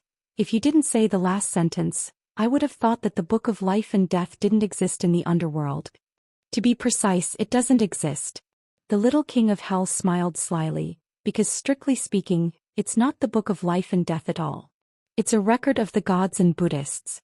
In addition, you're a variable between heaven and earth. A variable means that even if there's a record, it will change accordingly. Hellion Vivian paused. Then where's the record? It's said to be in the 18th level of hell, but you don't have to go there. You won't be able to see it. The little king of hell didn't seem to be lying. He kicked his legs again and said, I can't see it either. Only the one with the surname Pei can see it. He was the one who placed it in the Hades. Now I don't know where that person went. Hellion Vivian listened quietly. She reached out and put the little king of hell down. Then she walked out of the door and went straight to the 18 levels of hell. The little king of hell was naturally worried about her going alone. He brought his axe and followed her. The blood sea was gone, so the evil spirits in the 18 levels of hell were naturally gone as well. However, this place was exceptionally gloomy.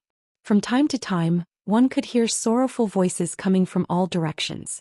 The record that the little king of hell mentioned was easy to find. It was placed in the blood pool of the 18 levels of hell. The record was made of bamboo. The scroll was very long, so long that when Hellion Vivian opened it she couldn't see the end of it. However, Hellion Vivian really couldn't see anything because there was nothing written on it. When Hellion Vivian was still young in Buddhism, she heard Sakya mention that there was a record in the world called Mysteries of Heaven. On the surface, this Mysteries of Heaven looked like a bamboo scroll. However, in reality the person who owned it could see the direction of the gods and Buddhas. Hellion Vivian couldn't see it. She had to find the one with the surname Pei. However, just like what the little king of hell said, within the sixth Tao, unless he appeared voluntarily, no one could find him. The little king of hell saw that she was really anxious. He comforted her with a pacifier in his mouth. Although I don't know why you're so uneasy, what Bodhi did should be able to help you break your destiny. Hellion Vivian understood what the little king of hell said.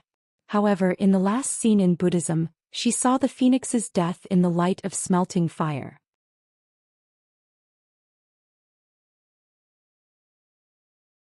Chapter 857. Hellion Vivian didn't want to think too much about it. But since she had seen it, she couldn't pretend that she didn't see it. But this was the only thing she couldn't let him know. Hellion Vivian went to the hidden spirit temple. This was the only time she went out alone after the world was peaceful. On the surface, she went to pray for blessings. In fact, she had been using this opportunity to look for a man with the surname Pei. However, just like what the King of Hell's son had said, no one could find this man unless he was willing to appear. This time when the master saw her, he wasn't as happy as before.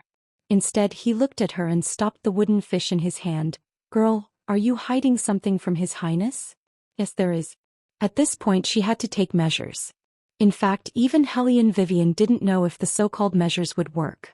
But she had to let someone know. I may not be able to escape this disaster. If that happens, I hope you can tell him for me that even if I leave, my child will be with him. When the master heard Hellion Vivian's words, the wooden fish in his hand fell to the ground with a clatter. At that time, Hellion Vivian's belly was already very big. In fact, even walking was a little clumsy. But she still came one step at a time. She looked at the master and said, he does like to kill people, but he is just spoiled. I don't want him to be alone, and I don't want people to judge him as a tyrant. I hope that the master can think of a way to make him feel better after I leave. The master looked at Hellion Wei Wei's face and shook his head. He let out a long sigh and said, Girl, you still don't understand. You're the only one he cares about in this world. Other than you, no one can control him. How could Hellion Wei Wei not understand the great master's words? She rubbed her lower abdomen. Her eyes were red, but her back was very straight. Back to the palace. These were the last two words Hellion Vivian said in the hidden spirit temple. She was becoming more and more like an empress, but Beligaju had never ascended the throne. No matter how the Grand Emperor Emeritus provoked him, he still sat there indifferently. When the Grand Emperor Emeritus was thirsty, he slowly raised his head and glanced at the sky outside the window. She should be back soon. When he finished speaking, he planned to stand up and leave. The retired emperor was so angry. Looking at the grandson that gave him the most headaches, his usual wisdom and steadiness suddenly disappeared without a trace. This emperor has talked for so long. Did you not listen to a single word I said? Isn't it just a matter of succession to the throne? When the two brats come out of Wei Wei's stomach, you can pick one of them to be the emperor. Obviously, apart from Hellion Vivian, Beligaju was only gracious on the surface and did not have the patience for long. On the other hand, Eunuch Sun, who was blocking the retired emperor, was stunned for a moment. Your Highness, are you talking about two brats? Wang Fei is pregnant with twins? In an instant, the retired emperor didn't even care about his anger. A smile appeared on his face. Twins? Ah, Wei Wei is still the capable girl. Compared to an icy brat like you, Wei Wei is many times better. Beligaju didn't refute this point. Of course his wife was the best. But only one pair of tiger head shoes was made in the palace, and there are also those small clothes. Eunuch Sun was originally a worrisome person. When he heard that one little prince had become two little princes, he immediately panicked. He didn't care if the retired Emperor Emeritus would pick up a teacup and smash the imperial palace in anger. He immediately ran outside and ordered, "You all of you, go to Master Liang's place and say that we need to make an extra pair of tiger head shoes." "Ah, that's not right. Your Highness, is the other child a little prince or a little princess? If it's a princess, we need to make phoenix head shoes. Also, we need to make the small clothes more delicate." The retired Emperor Emeritus was also concerned about this problem. Compared to these troublesome brats, girls were more considerate. If he could have a precious great-granddaughter, his life would be complete. When the retired Emperor Emeritus thought of this, his heart was filled with joy. He said, "Since it's twins, the other child should be a little girl, right? I don't know." Beligaju's reply was very straightforward. That indifferent look of his made the retired emperor's anger rise again. "You stinking brat. Do you still act like a father? The child is about to be born, but you don't know anything." Beligaju allowed the people behind him to jump around and yawn lazily. When the retired Emperor Emeritus saw him like that, he wanted to smash the teacup again. However, there was still someone who didn't know how to read the situation. "Imperial Grandfather, you don't have any goldfish in the pond. When you have time, ask Eunuch Sun to make up for it. Otherwise, I won't have anything to eat." When the little one said this, his expression was very serious. His small face was very fierce as he made the request very domineeringly. The retired Emperor Emeritus took a deep breath. "That's the tiger head fish that I got from the sanctuary, you foodie." The retired Emperor Emeritus's angry roar echoed throughout the entire palace. Hellion Vivian smiled gently and walked towards Beligaju. "Did you make Imperial Grandfather angry again?" "It's not me, it's little Seven." His Highness didn't blush at all when he said this. No matter how Eunuch Sun stared at him from the side, he was very indifferent. How could Hellion Vivian not understand him? The smile on the corner of her mouth became bigger. Beligaju directly pulled her over and said in a very low voice, "Are you an idiot? It's so uncomfortable to walk. Why are you still going to the hidden spirit temple? It's fine if you go, but you don't let me follow you. I'm going to fulfill a vow. It's not sincere to bring you along." Hellion Vivian said half-truthfully. She took his hand and put it on her lower abdomen. "You haven't said hello to the babies today." Beligaju sneered. "I greet them in my heart every day." This sentence doesn't sound like a good thing. The bigger fetus had just woken up and heard Beligaju's sentence. The smaller fetus had already fully developed at this time. He opened his eyes and looked at him. "Brother will be out soon." The older fetus nodded and said, "I haven't been able to feel the outside world for the past few days, and I can't go out to hunt either. According to this situation, we shouldn't be too far away from the outside world. When the time comes, I can bring you around to play. You haven't seen the palace yet, it's very beautiful." "Yes, I'll be able to see brother's appearance then." The smaller fetus's voice was very light, but he also had the same wish. In the palace, Hellion Vivian looked sideways at the smiling man. She couldn't help but turn her head and kiss his face. She said as if she didn't care, "You have to learn to take care of the babies. If I'm not in the palace in the future, you won't be flustered."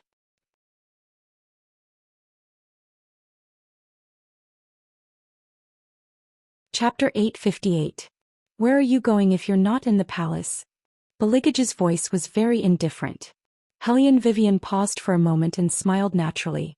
"For example, I'm going to train soldiers or burn incense. I can't go with the baby, can I?" Only then did Bailey Jiaju's eyes regain their warmth. He tilted her head toward him and planted a kiss on her black hair. His eyes were filled with a unique gentleness as he said, "There are so many people in the palace. It's impossible that no one is watching over these two brats. I don't want the wet nurse to take care of them. I want to take care of them myself."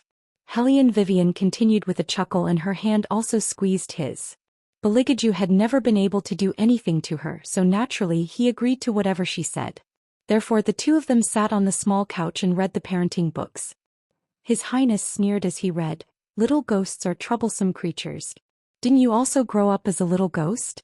Hellion Vivian found it funny. They are very young and need adults to look after them. Bailey Jiaju followed her hand and placed his gaze on her round belly. "Trust me, these two brats of yours don't need anyone to look after them. They can still live well." Hellion Vivian was relieved about this. There was probably no one in the world who was more domineering than her baby. Before he was born, he had almost eaten all the dead souls within a few hundred miles. Last time she saw a few ghosts floating back and forth outside the palace. She was still wondering why these dead souls were so bold to wander here. She heard His Highness say that his baby caught them to play with. Treating ghosts as toys to play with, Hellion Vivian always felt that her baby had been raised astray unknowingly. However, to Hellion Vivian's relief, Beligage's attitude towards the baby was changing every day. Perhaps even he himself didn't know that his expression became gentler and gentler as he rubbed her belly for digestion.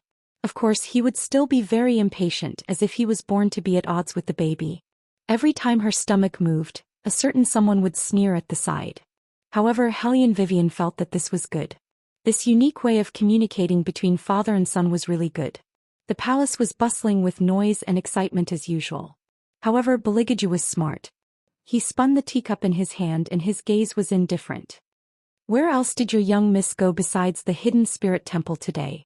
Logically speaking, the hidden god mercenaries should only listen to the orders of the family head. However, this man was too powerful, so powerful that he had nowhere to hide." "You don't want to tell me?" Beligaju chuckled and walked towards the mercenary. "I've told you before that the hidden army is here because of my permission. If I'm in a bad mood, do you think you can still fly around the palace like this?" The mercenary naturally knew what this person was capable of. He thought for a while and said, "Your Highness, young miss has been at the hidden spirit temple all this time. However, young miss did look for someone some time ago. We sent people but there was no news of that person, so young miss took back the order." Who? Beligaju spun the black jade ring on his finger. The mercenary could clearly feel the coldness emanating from him. The hidden god mercenaries don't know the details. Young miss only said that the person's surname was Pei. She didn't mention his age and appearance, nor did she say why she was looking for him. "Pei?" Beligaju's fingers paused and he didn't continue to ask. His eyes were as deep as the night outside. "She's about to wake up. Don't tell her that I looked for you." The mercenary lowered his eyes. "Yes."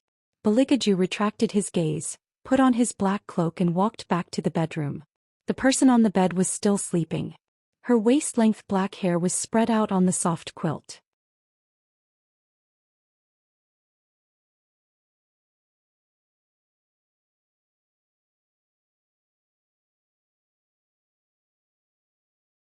Chapter 859. Many people couldn't be like the Princess Consort who said, "I'll take care of it." However, the Princess Consort was free and easy to the extreme. The palace servants outside the south study room looked at the two people sitting together. One was holding the other from behind, holding a brush in their hands. Their side faces looked particularly beautiful under the sunlight.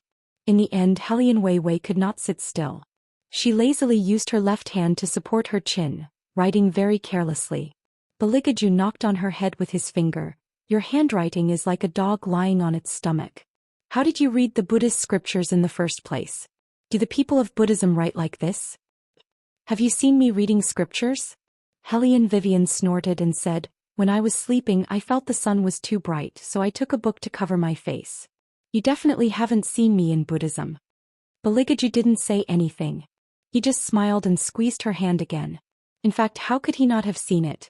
In the whole of Buddhism only she dared to do that. Every time he went there she would hold a scripture book there to block him. She probably thought that no one would notice in that position. That was why the prideful phoenix was just a little thing that was lazy to interact with others. It was from then on that he had been thinking that such a little thing shouldn't be left in Buddhism. It should be raised in a place where he could see her all the time. It would be perfect for him to feed her. In fact, it was exactly as he thought. The phoenix in his arms was most suitable for him to raise. Beligaju laughed in a low voice. Hellion Vivian didn't know what he was laughing at. She frowned in confusion. Beligaju grabbed her and hugged her again. He ordered, "Continue writing. Didn't you always say that you want to cultivate good prenatal education? How can my child's handwriting be as ugly as yours?" "Hey, if you're talking about prenatal education, then prenatal education. You don't have to attack me personally all the time," Hellion Vivian protested amusedly.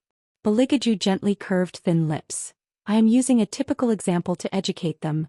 Let people remember how ugly your handwriting is, and they will know how to work hard after they are born."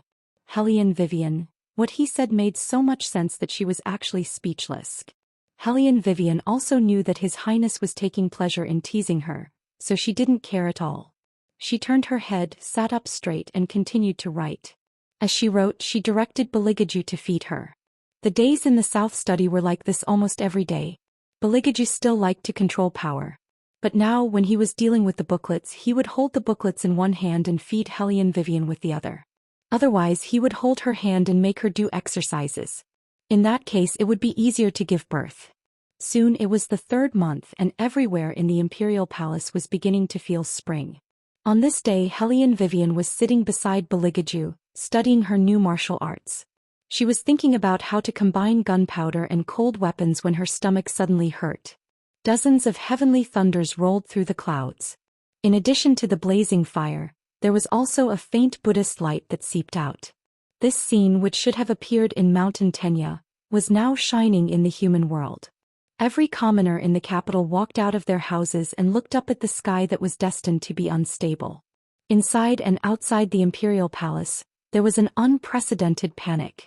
Basins of hot water were continuously brought in by palace maids, and all the imperial physicians stood outside the bedroom, anxiously walking back and forth. Even the master of the hidden spirit temple was brought into the capital. The Buddhist light in the room shone brightly. When the midwife saw this scene, she couldn't help but chant Amitabha. To be honest, they were already stunned, but the 3rd prince was sitting by the bed, and that kind of murderous aura made them dare not waste any time. They just thought that the princess's pregnancy was really unusual. There was so much Buddhist light that they had never seen in a temple. The midwives suppressed the shock in their hearts, and their fingers trembled as they prepared cotton cloth and scissors, which would be useful in a while. When they were almost ready, the palace maid urged in a low voice, "Your Highness, it's time to go out." Beligaju turned his head and only gave her one word, "Get out." That voice was very cold, without a trace of warmth. The palace maid was so scared that she didn't dare to speak again. The midwives didn't know how to persuade the 3rd prince. Normally, when the princess in the imperial palace was about to give birth, the 3rd prince would not stay, for fear that the dirty blood would ruin the dignity of the imperial family. But it was obvious that no one could make the 3rd prince leave at this time. The midwives braced themselves to do it. But at this time Hellion Vivian opened her mouth. Her eyes looked at Beligaju and there was a smile in her weak voice. "Go out and wait, okay? I don't want you to see me in such a sorry state." Bailey Jiaju took a deep look at her. Then he reached out and brushed away the black hair that was sticking to her face. He kissed her gently on the lips. It was just a touch, but it was enough to show how much restraint he had. Okay. In the end, he still followed her wishes. But his orders were always so cold-blooded that it made people tremble. "Take good care of the princess. If anything happens to her, this prince will have all of you buried with her." The midwives trembled as they bowed their heads and said yes. They were even more careful when they treated Hellion Vivian. Hellion Vivian didn't feel any discomfort. She bit a piece of white cloth in her mouth and the clothes she wore were loose. Someone cut her dress and there was a sound everywhere. "Princess Consort, use more strength." "Yes, that's it." The voices of the midwives rang out one after another in her ears. Hellion Vivian adjusted her breathing and strength according to the medical knowledge she had learned in the modern world. Her fingers gripped the bedsheet and each time she used more strength than the last. Finally, she heard the midwives say, "The head is coming out, the head is coming out. The body is coming out soon." Hearing this, Hellion Vivian bit her thin lips and used more strength. Soft black feathers fell one by one, and in the fog, a baby with scarlet eyes fell to the ground. But at that time he didn't open his eyes. Just by looking at that pink little face, everyone would think that he was a little angel sent by the heavens. "Princess, it's a prince, a little prince." The joy in the midwives' voices seemed to be contagious. When Hellion Vivian turned her head, she also laughed softly. The baby was very obedient. He was sucking on his thumb in his mouth, unlike other babies who cried when they were born. Instead, he was laughing in an unbridled manner. It was as if he was mocking the gods and Buddhas.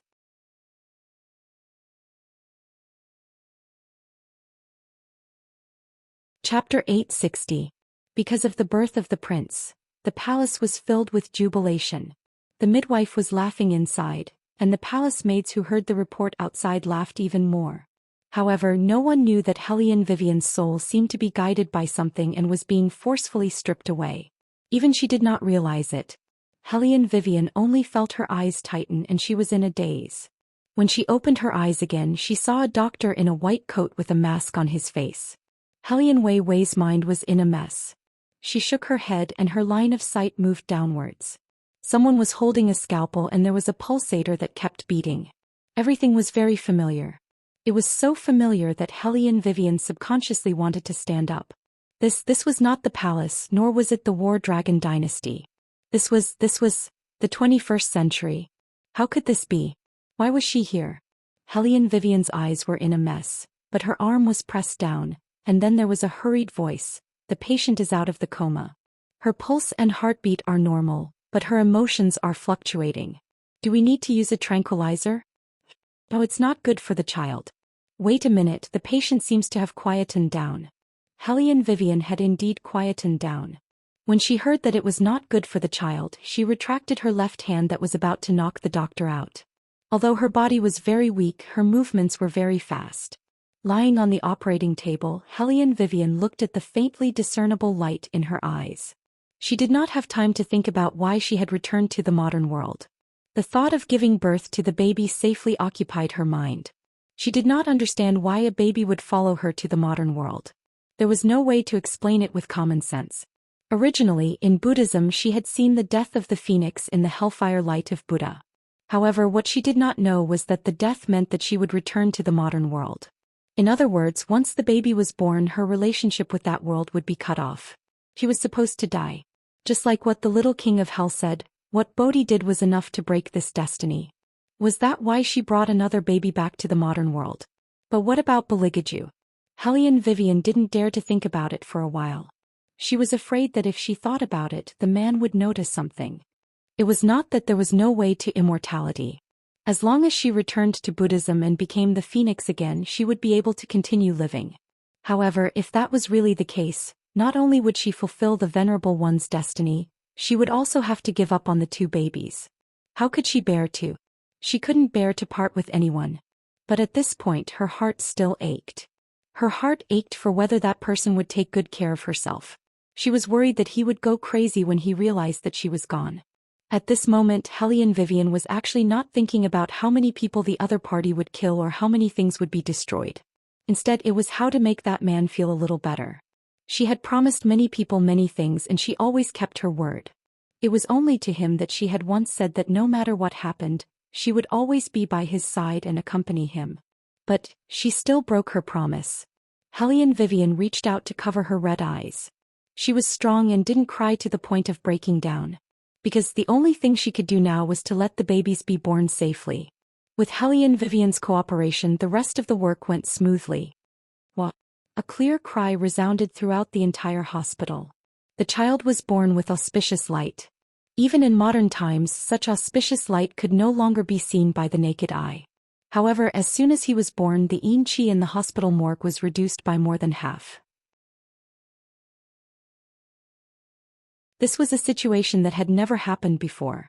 It was not noticed by ordinary people, but none of the dead souls within hundreds of miles dared to approach the operating room. Even the reapers who came to the hospital to catch the dead souls to Hades also stopped in that instant. They couldn't help but look at the end of the corridor. What's that? Why is the spirit in the body so strong? Shall we go and take a look? The two reapers looked at each other and planned to walk in that direction. However, before they could move, their path was blocked by their leader. The leader carried a scythe on his shoulder and wore a well-ironed suit. His slender fingers pushed up the frame of his glasses as he said in a calm voice, Hades only cares about the dead, not the living. Go back. Yes. The Reapers didn't dare to say anything. However, when they returned to Hades, there were still people who asked, "Hey, what happened up there?" The ghosts on our side reacted. Mengpa didn't even drink the soup and just stared blankly at the top of their heads. What was born? Why can we feel the light of Buddha even in the 18th level of hell? You're asking me, how would I know? The Reapers said in a low voice. In short, it's an incredible fellow. The same situation was happening in the palace. However, compared to the tranquility of modern times, this place seemed to be more destructive. From the moment the child smiled, a long Sanskrit chant seemed to resound in the air. 3,000 feet under the yellow springs, countless demons seemed to have been summoned, and waves of water splashed out. The fiendish demons hidden in the clouds revealed their heads excitedly, as if they were celebrating the birth of their little master. However, the celebration in the dark was always different from the celebration in the human world. The demons were about to arrive, and all of them followed behind Beligaju as if they were cheering for this day. A thick black fog engulfed the entire palace. Beligaju didn't hesitate at all. When he heard that the mother and child were safe, he strode into the bedroom. His eyes were fixed on the person lying on the bed, and he didn't even look at the little prince that the midwife carried over. Without looking, Beligaju knew that it was 100% a demon. He was too familiar with the atmosphere here, so familiar that even if he closed his eyes, he could still smell the thick scent of blood. After his hand touched Hellion Vivian's cheek, he pursed his thin lips and gradually let go. Fortunately, her body was warm. However, when Beligaju leaned over to kiss her lips, his smile suddenly froze on his face. In front of his eyes, Hellion Vivian's face was still very beautiful, and even the signs of her body didn't show any signs of deterioration, but her shell was empty. Bailey Jiaju's expression was distorted in an instant. Following that, it was uncontrollable panic and killing intent that no one could control. How could this be? Beligaju didn't believe it, and used the demon contract to search for Hellion Vivian again. He still couldn't sense it. He couldn't sense anything. She wasn't here. Beligaju's eyes fiercely narrowed for a moment. A loud bang was heard. The bed under his hand was almost instantly shattered into pieces. Before the midwives could recover, Beligaju grabbed the child's arm, and his eyes were cold as if he was looking for something on the child's body. However, there was still nothing.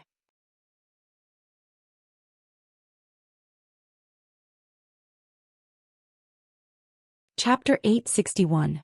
Beligaju clenched his hands. No one noticed that in many corners of the imperial palace, because of this action, black fog faintly appeared. The black fog seemed to be extremely scared, trying its best to shrink into a ball. They had never seen a man so angry before. They pressed down on the pain in their chests, not daring to make a sound. They could only look at Beligaju, fearing from the bottom of their hearts what he would do. As Beligaju's mounts, the Fire Qilin and the Azure Dragon naturally felt an unprecedented sense of destruction. They couldn't help but reveal their true forms, soaring above the imperial palace. The Fire Qilin only glanced into the room, vaguely guessing what had happened. Its expression suddenly changed. It had once thought that if its little master was born, then Hellion Vivian's connection with this world would most likely be broken. But thinking was one thing. When this matter truly happened, the Fire Qilin realized that it was actually so uneasy. In the black fog, Beligaju just stood there no matter how the people around him screamed. It was as if he didn't hear them at all. His fingers were bleeding from his pinch. He had never tortured himself like this before. The midwives didn't know what had happened, but they felt fear from the bottom of their hearts. Finally, Beligaju moved. He reached out his blood-stained hand, covering his face. A suppressed and twisted low laugh sounded from his throat. This king said before, no one can take her away from this king. That kind of laughter was too hoarse as his voice fell to the ground. The marble under his feet cracked, creating cracks one after another. A power that no one could resist was emitted from his body. The entire imperial palace collapsed under that kind of tremor. The midwives were so scared that their faces turned pale. In the midst of the dust, Bailey Jiaju, who was dressed in a pure black robe, strolled out from inside. He held Hellion Wei Wei's body in his arms. His eyes were not at all like what they had seen before. Instead, they were filled with the color of blood, like a red gem, dripping with blood, incomparably beautiful. Large clumps of black feathers fell from the sky. While everyone was in shock, all they could see was the black shadow of the demon behind the man. Those black shadows seemed to have been influenced by their master. With a ruthlessness that seemed to be able to tear everything apart, they swept through the entire palace. He had never seen or felt such a crazy surge of power before. No one dared to act rashly. At this time, Beligaju had clearly lost his mind. No, especially when he had lost his mind. Or rather, he was more like himself than ever. Because without Hellion Weiwei, he no longer needed to think about the only thing that concerned him as a human being. Many people said that Beligaju was very ruthless. In fact, it was because of Hellion Vivian that he had the patience to do something to hide the evil bloodthirsty aura on his body. Now that Hellion Vivian was no longer around, he couldn't be bothered to pretend anymore. As for how terrifying a Beligaju without disguise was, everyone who had experienced the great battle between the gods and Buddhists knew. For a moment, everyone was in a panic. The master of the hidden spirit temple stood in the middle of the river of blood. He only chanted Amit Ba. He knew clearly in his heart that if no one stopped Bailey Jiaju, he could destroy the entire capital. Your Highness, Eunuch's son said worriedly. Apart from fear, there was also sadness on his old face. You will hurt the little Highness like this. Beligaju didn't stop. When he lowered his head, he found that the little ghost was still hugging his leg. He directly kicked him away and continued to walk forward. When Eunuch's son saw this, he was almost scared out of his wits. How could a newborn baby take such a kick? He hurriedly wanted to walk over, but found that not only was the little Highness fine, but he was also hugging the royal family's leg after being kicked away for a while. Eunuch's son was stunned. He had never seen a child so resistant to beatings. On the other hand, he was so shocked by the aura that he couldn't stand up at all. Beligaju didn't care about the little burden at his feet. There was only one thought in his mind now, and that was to go to the Hades. Once a person's soul disappeared, it could only be with the King of Hell. Suppressing the anger that was about to explode, Beligaju punched his foot. The earth shook even more. In the most stable palace, the hottest volcano had appeared. The demon tide rose and countless black crows flew up. The ancient beasts galloped over, almost breaking the ground. Such a huge anomaly appeared in the originally prosperous capital. This made the exorcists feel the most uneasy. Within the 6 paths, all the gods and Buddhas knew that the mountain was not an ordinary mountain but Mount Buzhou in hell. Green Dragon and Fire Qilin looked at each other. Without hesitation, they flew over in an instant and followed behind the man. Every one of them had a premonition in their hearts. This time their king had really returned. Not only was it because of his strength but also because of his inhuman nature. Except for Hellion Vivian, everyone else was probably meaningless in the eyes of the king. The legendary Hades appeared in the world just like that. Originally, there was a very clear boundary between the human world and the Hades. That was darkness and day. People in the dark could see what people in the day were doing and saying. People in the day couldn't see the darkness. In fact, some people had never believed in reincarnation and ghosts. But when they saw the reflection in front of them, the whole capital was in chaos. Those scenes that could only be seen in books appeared in front of their eyes so realistically. Some of the ghosts were being whipped by the ghost envoys and were being grinded. Some were thrown into a pot of oil and fried beyond recognition. However, that was the result of all their suffering. That was why they kept jumping into the pot again and again. These scenes didn't appear for long because soon the King of Hell, who was in charge of the underworld, found something suspicious. He waved his long sleeves and his handsome face was full of wild power. What's going on? Reporting to my lord, someone opened the door of the underworld with one punch. The judge stammered. The King of Hell kicked him away and was very angry. Of course I know that the door of the underworld has been opened by someone. I'm asking who that person is. Everything in the underworld was seen by the human world. Although it was only a short time of 10 seconds for him, the King of Hell, it was a blatant provocation. Yes. The judge didn't finish speaking. There was a bang.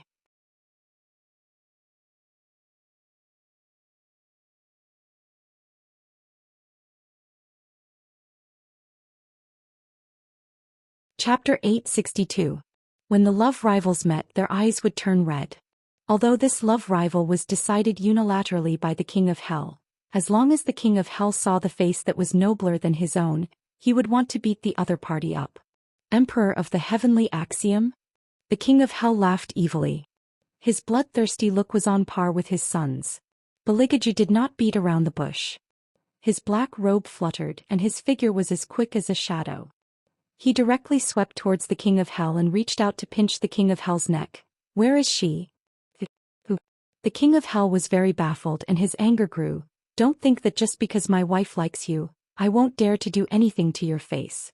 If it wasn't because I hurt you so that you could use the trick of injuring yourself to gain my wife's trust, I would have done it long ago.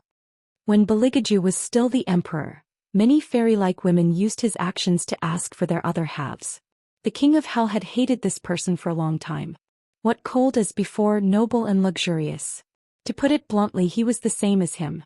They both killed without batting an eyelid. However, the other party was better at disguising himself. Wasn't it to better get close to the phoenix of Buddhism? Wait a minute, could it be that he came here to look for Phoenix? The king of hell suddenly felt a little gloating. A wild smile hung at the corner of his mouth. What's wrong? Your wife also ran away. Good job of running away. Bang. As soon as the king of hell finished speaking, Beligaju's fist landed. With the wind from the punch, it hit the king of hell's face. If it was someone else, they would definitely not be able to withstand this punch. However, the king of hell was not someone else. He turned his head and spat out the blood in his mouth. Then he grabbed Beligaju's wrist and returned the punch with his other fist, not to be outdone. When the two of them fought, it was like two stars colliding. Every time they moved, the Hades would vibrate. The judge held his head in his hands, trembling as he stood at the side. He watched as countless undead were reduced to nothingness in the battle between the two of them. Even the decorations in the Hades were shattered into pieces. As he fought, King of Hell felt that something was definitely wrong. He wiped the blood at the corner of his mouth with his finger and said, "Motherfucker, are you doing this on purpose? You specifically chose to fight in my territory. You're just afraid of ruining it, right? If you have the ability to go to the heavenly Tao, I will also shatter your divine palace for you." The King of Hell's words meant that he wanted to stop the war. After all, he was always the one who started the fight. Beligaju would only fight with him if he was impatient. But this time it was obviously different. Beligaju did not even listen to him. He raised his leg and kicked the King of Hell into the wall at the side. Then he looked at him condescendingly and said in an extremely cold voice, "I'll ask you one last time, where is she?" Heh. The King of Hell laughed softly. He did not care about the blood on his body. He looked up at Beligaju and said, "Do you not understand, or are you deceiving yourself? Even if Phoenix's soul is gone, it is impossible for her to come to the Hades. She is the only phoenix in the world." Beligaju clenched his fingers one by one. His chest hurt, but the color of his eyes became redder and redder as if they were filled with blood. The judge was afraid that something would really happen to the Hades. He squatted down in fear. As he untied the rope on his little King of Hell, he lowered his voice and said, "Little Highness, you should go outside and take a look. That emperor has fought his way into the underworld. He and the King of Hell are fighting right now. If they continue fighting, all the ghosts will run out of the underworld. When that happens, it will be terrible." When the little King of Hell heard that Beligaju had come, he put down his crossed legs and rushed out with his black axe. He originally thought that the other party was just looking for him to talk about old times, but when he saw those red eyes that were as red as blood, only then did the little King of Hell realize that something must have happened, because this man looked like he was about to go crazy. And his old man didn't like him. The little King of Hell didn't know what his old man said to Beligaju. He saw that the man's originally fast movements suddenly stop. He stood there with his slender body, and the shadow under his feet was very long. He looked like he had lost his soul. He covered his face with one hand and didn't care that his hand was dripping with blood. Looking at him from afar, he actually made people feel a sense of loneliness. That's right, he was lonely. Even though there were countless demons hovering above him, even though he could control the fate of the world, the little King of Hell still thought of this word. It was as if the man had been punched in the heart. The evil aura bloomed under his feet, and even the black stones of hell were crushed by him. Black wings that symbolized evil even formed behind his back. That kind of evil energy was simply unstoppable. "I've already said that this is a lunatic." The little King of Hell growled as he raised his black axe and blocked in front of Beligaju. His entire body was burning with the fire of purgatory. Baligaju turned his eyes and looked at him. His eyes were as red as blood. Get lost. Even if you kill everyone here, you won't change anything. The little king of hell gritted his teeth. His gaze landed on the baby crawling by his feet. Wait a minute, what's that? You're fighting with a child? Baligaju chuckled and moved his fingers away from his face. His handsome face had never shown any evil.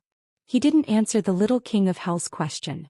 Instead, he laughed in a gloomy voice. Since she's not here, I'll destroy Hades and go to Buddhism to find her. If Buddhism still doesn't have her, I'll destroy this world. He's serious. That was the first thought that flashed through the little king of hell's mind. His second thought was, fucking hell. If the world was destroyed, how would he be able to chase after his little hook? Although they weren't from the same era, how could there be a future without a past life? Calm down, the little king of hell decided to appeal to his emotions. Can you carry the child under your feet first? He's next to the fire of hell. If he falls, he'll be burned to death. Speaking of this, the little king of hell seemed to have thought of something. No, why would this child come to our Hades? The judge was afraid of death and didn't dare to stand. He could only lie on the ground and whisper into the little king of hell's ear, Your Highness, I think that's the emperor's son. Look at his eyes. Only then did the little king of hell realize that the crawling baby's eyes were red. He even had a bloodthirsty smile on his face as if he was playing a game. He didn't seem afraid of falling into the fire at all. With his aptitude, even if he fell into the sea of hellfire, he would treat it as a hot spring bath. Thinking of this, the little king of hell narrowed his eyes and said to the figure that was destroying the world, Do you want to destroy your child with the phoenix as well?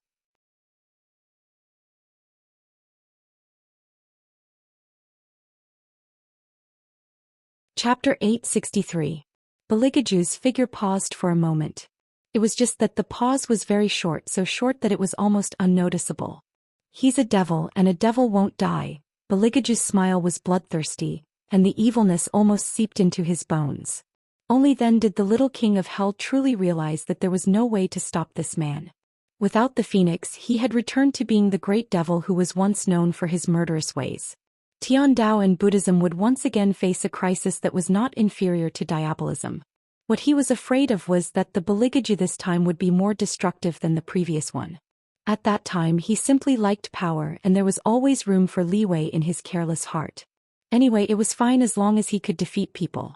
Now he was still elegant, but under that elegance was an unrestrained killing intent. If he really destroyed the underworld, the six Tao would be in chaos. No, he had to stop this man. The little king of hell's figure flashed and quickly blocked in front of Baligaju. His voice was loud and clear. Phoenix once came to the underworld to look for me. In an instant, the boiling sea of fire in the underworld fell back again. Baligaju picked up the little king of hell. His voice was very low, so low that it was even a little hoarse. What do you know? The torment of losing Hellion Vivian made him want to go berserk almost every moment. However, Baligaju forced himself to endure. Because he was not sure if he could find any hope here. The little king of hell looked at him. Phoenix should have known something in advance, so she came to the underworld to look for me. She wanted to see her fate. I also told her that there is no record of her life and death in the underworld, not only hers but also yours, the emperor. You were born in chaos and no one can control you except the six Tao. She is the only variable in Buddhism, so there is no record of her in the Book of Life and Death. There is only one book that can record her, Tianji. Without waiting for the little king of hell to finish, Baligaju said with a dark expression, Legend has it that only the owner can open it? The little king of hell nodded. Rather than calling it a book, it would be better to call it a huge calculation. When it is running, there will be countless numbers of calculations and speculations. The one who can really see something from it is Phoenix. But just like what the world says, the owner of the heavenly mystery will only appear when he wants to. You mean to make me wait? Baligaju's voice carried the calm before the storm. The little king of hell wasn't afraid of him. Because only by finding Tianji's owner can we know if Phoenix has really disappeared. I know that you've never waited for anything before. But this time you can either wait or you can destroy the entire world and still not change the outcome. He knew that this sentence would definitely convince the other party. This was because he knew that in this man's heart, Phoenix was more important than anything else. This included even his innate pride. As expected, Beligaju slowly released his grip on the little king of hell's neck. The churning aura behind him also gradually calmed down. Those dead souls who had almost been burned into ashes were finally saved. They lay on the ground gasping for air. The tremors in hell returned to normal. The infernal judge who was hiding under the table also crawled out with a brush in his hand. The king of hell was the most annoyed. He had just gathered his strength and wanted to fight Beligaju, but he didn't expect the other party to suddenly stop. He didn't even look at the king of hell as he walked over. His left leg was being held tightly by a child. The king of hell looked at the child for a while and suddenly laughed. He decided not to find trouble with Beligaju.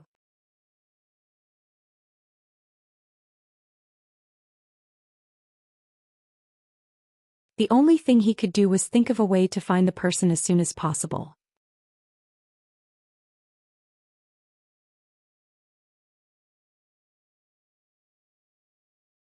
Chapter 864.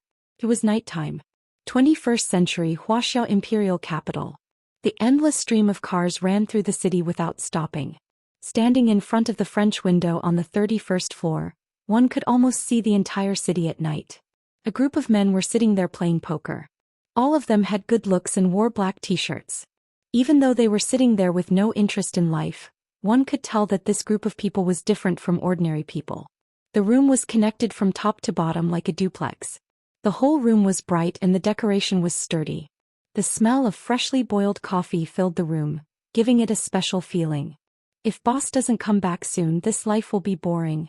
A man in a pure white suit leaned against the second floor and drank a mouthful of wine. He looked down at his friends who were playing poker.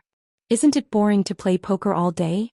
One of the baldies threw the old K in his hand onto the coffee table and curled his lips at the person beside him with a cigar in his mouth. It's better than Al fiddling with his guns all day, wiping them 10 times a day. He's almost married to his weapons. The man in the suit sighed and put down the wine glass in his hand. He went downstairs and said, "Forget it, I'm going out to pick up girls. Call me when boss comes back." Boss said that if she doesn't give us any news for a month, we will wait here. The young man with the gun looked up coldly. "Do you want to be beaten up into a honeycomb again?" The man in the suit raised his hand. "Hey Al, don't be so serious. I'm just saying. Since boss said to wait, we have to wait. But we still have to eat, right?" The young man pursed his lips. He didn't think about this problem. The man in the suit smiled. "I knew you guys don't have common sense. But don't worry, I've ordered takeout. Judging by the time, the delivery guy should be here soon." Just as he finished speaking, there was a knock on the door. The young man put away the gun in his hand and covered it with his black leather jacket. Then he signaled the man in the suit to open the door with his eyes. The man in the suit didn't care that he was the one being ordered. He held his wallet and was about to pay the delivery guy outside the door. However, he didn't expect that the person standing outside the door wasn't a delivery guy. Instead it was, boss. The youth behind him, who had always been calm, suddenly stood up. The rest of the men who were playing poker also stopped playing. All of them widened their eyes and looked at Hellion Vivian, who appeared in front of them. The man in the suit stuttered, "Boss, why are you carrying a child? Where did this come from?" "I gave birth to him," Hellion Vivian said without turning her head. Her voice was very indifferent. "Close the door." The man in the suit didn't know how to react. "Boss, what did you just say? You gave birth to her. Since when can you get pregnant?" "I'm in a bad mood." Hellion Vivian held the baby in one hand and looked at him with a smile.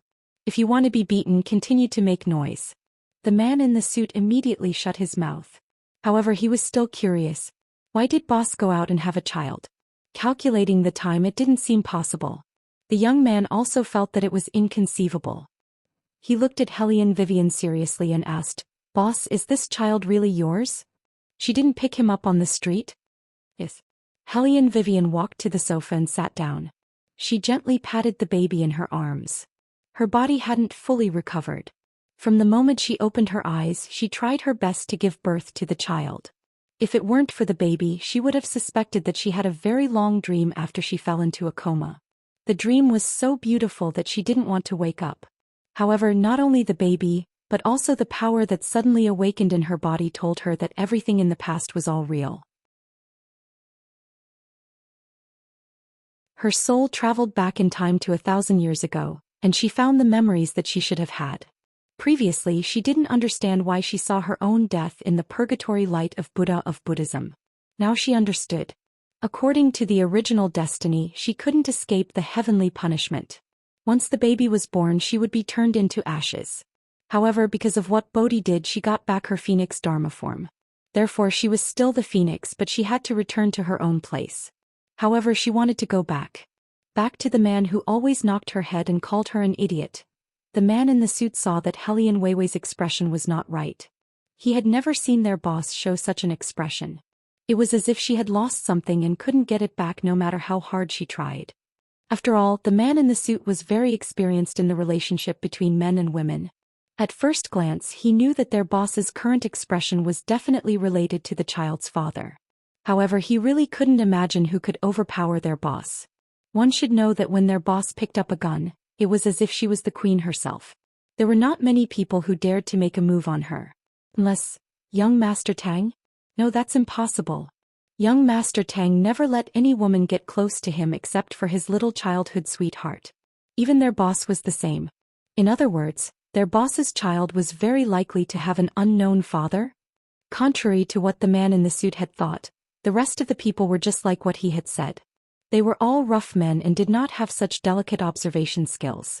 They just stared at the baby in Helian Weiwei's arms uniformly with their eyes. Not only was the baby not shy, but his eyes were clear and he was born with a noble air. Looking at those people, their hearts were itching. Boss, let me hold the baby. I can coax him to sleep. Fuck off, you're so big. It's so uncomfortable for the baby to sleep in your arms. Also, you're so strong. What if you hurt the baby? I'll carry her. I'm the most suitable person to carry her. The men pushed each other with fierce looks on their faces, but when they arrived in front of the baby, they smiled tenderly. The man in the suit reached out and touched his forehead. Did these people really not notice that something was wrong with their boss? LK Jeans Lao A, Helian Vivian softly interrupted their noise. Her voice was very light but very serious. I've decided to stop and not accept any more missions. I'm here today to tell you this. I will live here in the future, but the ghost team will be disbanded. You can go wherever you want to go according to the rules of the underworld. My whereabouts and true identity are completely confidential. If someone finds this place in the future, I will never let him go back alive. When the young L heard that the ghost team was disbanded, his eyes widened instantly, but he couldn't say a word. The man in the suit and Lao A looked at each other and whispered, Boss wants to protect the baby, so she wants to disband the ghost team.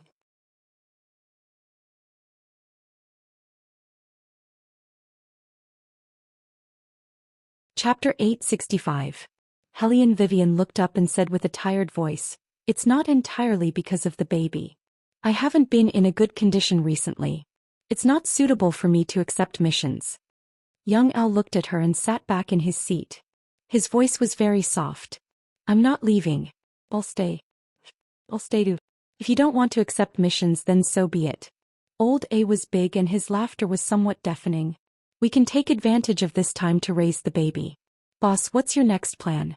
Helian Weiwei knew that these brothers of hers did not want her to be alone. Although they were a group of rough men, they could still give her warmth at times. I want to open a car repair shop. I'll lay low for 2 years until the baby can walk. The main reason was that she wanted to see if there was any way to go back. Okay, then we'll open a car repair shop. The man in the suit was excited and wanted to hold the baby in Helian Vivian's arms. However, as soon as he reached out his hand, he saw a black dog head faintly appear beside him. The dog head's eyes were blood red. It stared at him and was very creepy. The man in the suit immediately retracted his hand. When he looked carefully again, only the baby's noble and cute little face could be seen. It was as if what he saw just now was just an illusion. What was that just now? The man in the suit didn't believe in illusions.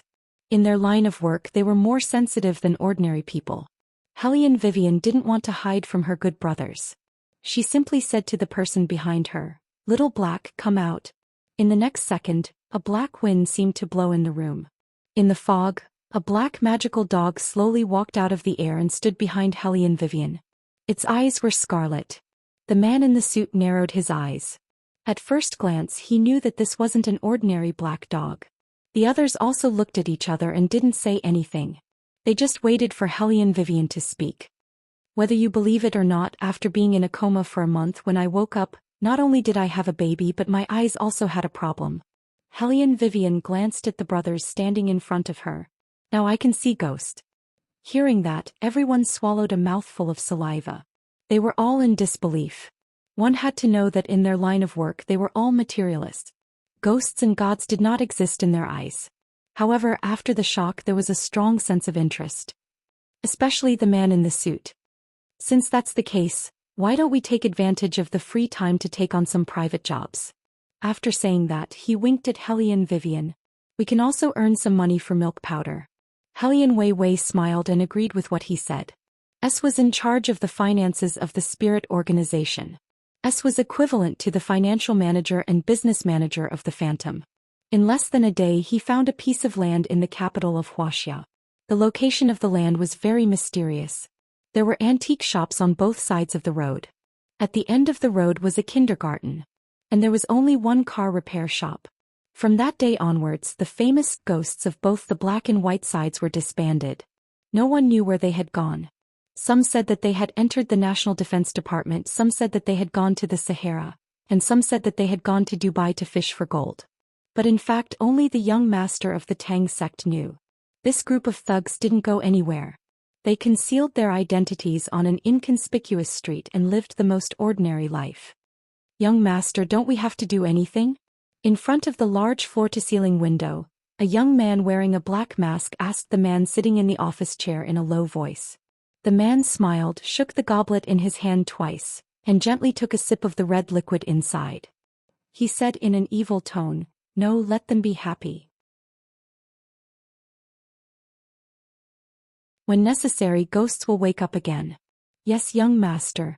The young man paused and said, "This time, the ghost should be asleep because of that child." The man raised his eyebrows and the corners of his mouth were full of playfulness. "Wei's child? Then give her more red packets. He'll send the money." The young man lowered his eyes and accepted the order without saying anything. Like a shadow, he carried a wooden box and shuttled through the night scene of the city. When he appeared again, he was already standing in front of the car repair shop. Hellion Vivian also recognized him. She looked at the mask on his face and then at the wooden box on the ground. "Young Master Tang sent this?" "Yes." The young man's appearance was too handsome and his eyes were also very good-looking. "It doesn't make a difference even if you have a baby. I thought you would gain some weight. Other than young Master Tang's gift money, there's also my gift for you. It's all in the box." After saying that, the young man buckled the black hat on his head and disappeared into the night street on a skateboard under his feet. Hellion Vivian had just opened the box when she was dazzled by the glittering gold inside. Then she saw the additional gift that the young man had mentioned. It was a certificate of the baby's household registration in the capital. However, what made Hellion Vivian's head hurt was the surname on it was Hellion. "Our baby's surname is Bailey." Hellion Vivian shook her head. Her eyes looked at the hazy sky and could vaguely hear the noise coming from the car repair shop. "Old A, how many times have I told you not to let little boss take your gun? It will go off accidentally. Also, did you forget to change little boss's diaper again? My God. Oh, put away your explosives. We're running a car repair shop now, not an arms dealer. Jean, if I see you secretly feeding little boss German stout again, I'll post the fact that you like men on Weibo." The man in the suit vaguely felt like he was going crazy. 6 rough men raising a little Prince Charming, plus Hellion Vivian, this carefree mother who knows what kind of person Bao Bao will be raised into. The only thing that can be confirmed is that Bao Bao is definitely not to be trifled with. However, compared to Bao Bao, the fact that Bao Bao is not to be trifled with is what really makes people unable to sleep. Early in the morning in the huge palace, Eunuch's son was panting and chasing a little boy in a yellow brocade robe all over the floor. "Little Highness, wait for me, Little Highness." The little boy didn't do anything, but he was stepping on an evil spirit who originally planned to steal food in the palace. The evil smile on the corner of his mouth was very vicious. Except for Green Dragon and Fire Qilin who were following behind him, the rest of the eunuchs and palace maids didn't know what he was doing at all. They thought that their Little Highness was just exercising a little more.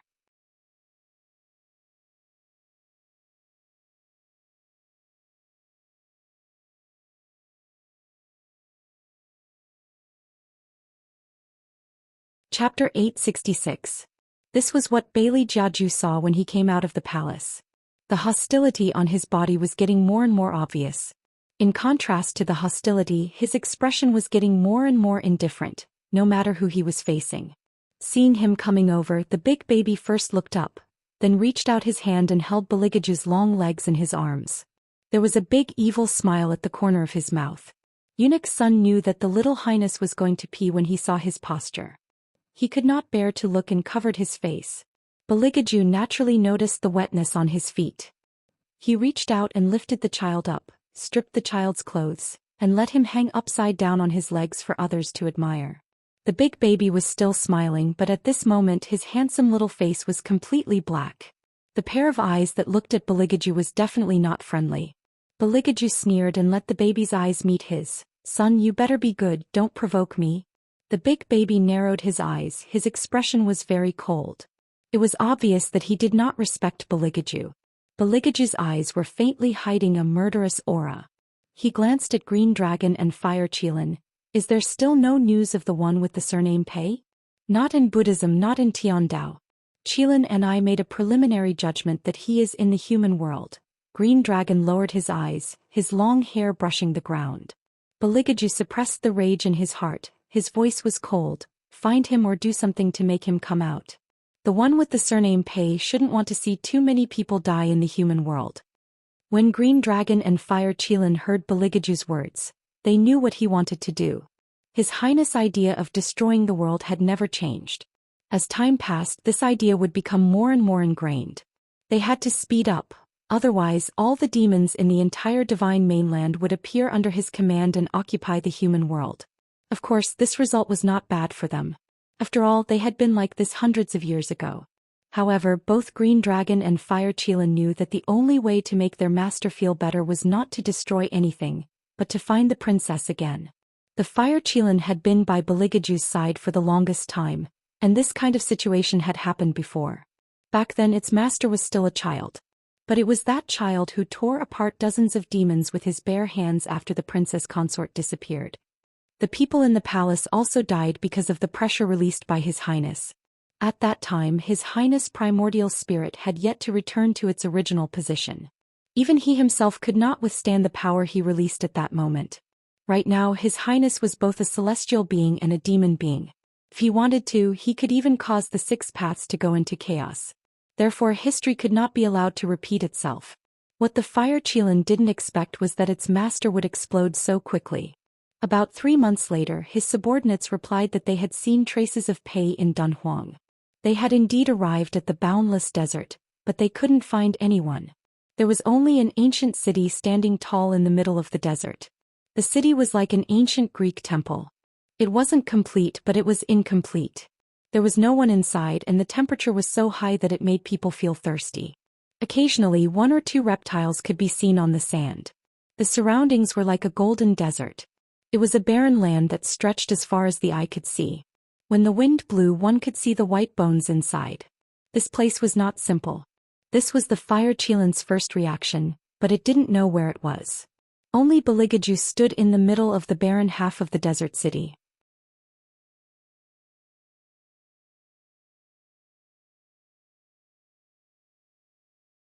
They could tear them apart at any time. Baligaju just stood there. He didn't even look up. He just laughed softly. Every bandit felt the pain of their hearts exploding. The leader of the bandits had a twisted expression. With a bang, he fell from his horse into the desert in a bloody mess. The group of demons was like a darkness that could swallow all life. Inch by inch they spread across the entire desert. The last 2 bandits who didn't ride a horse looked at this scene, trembling. Their legs went weak and they knelt on the ground.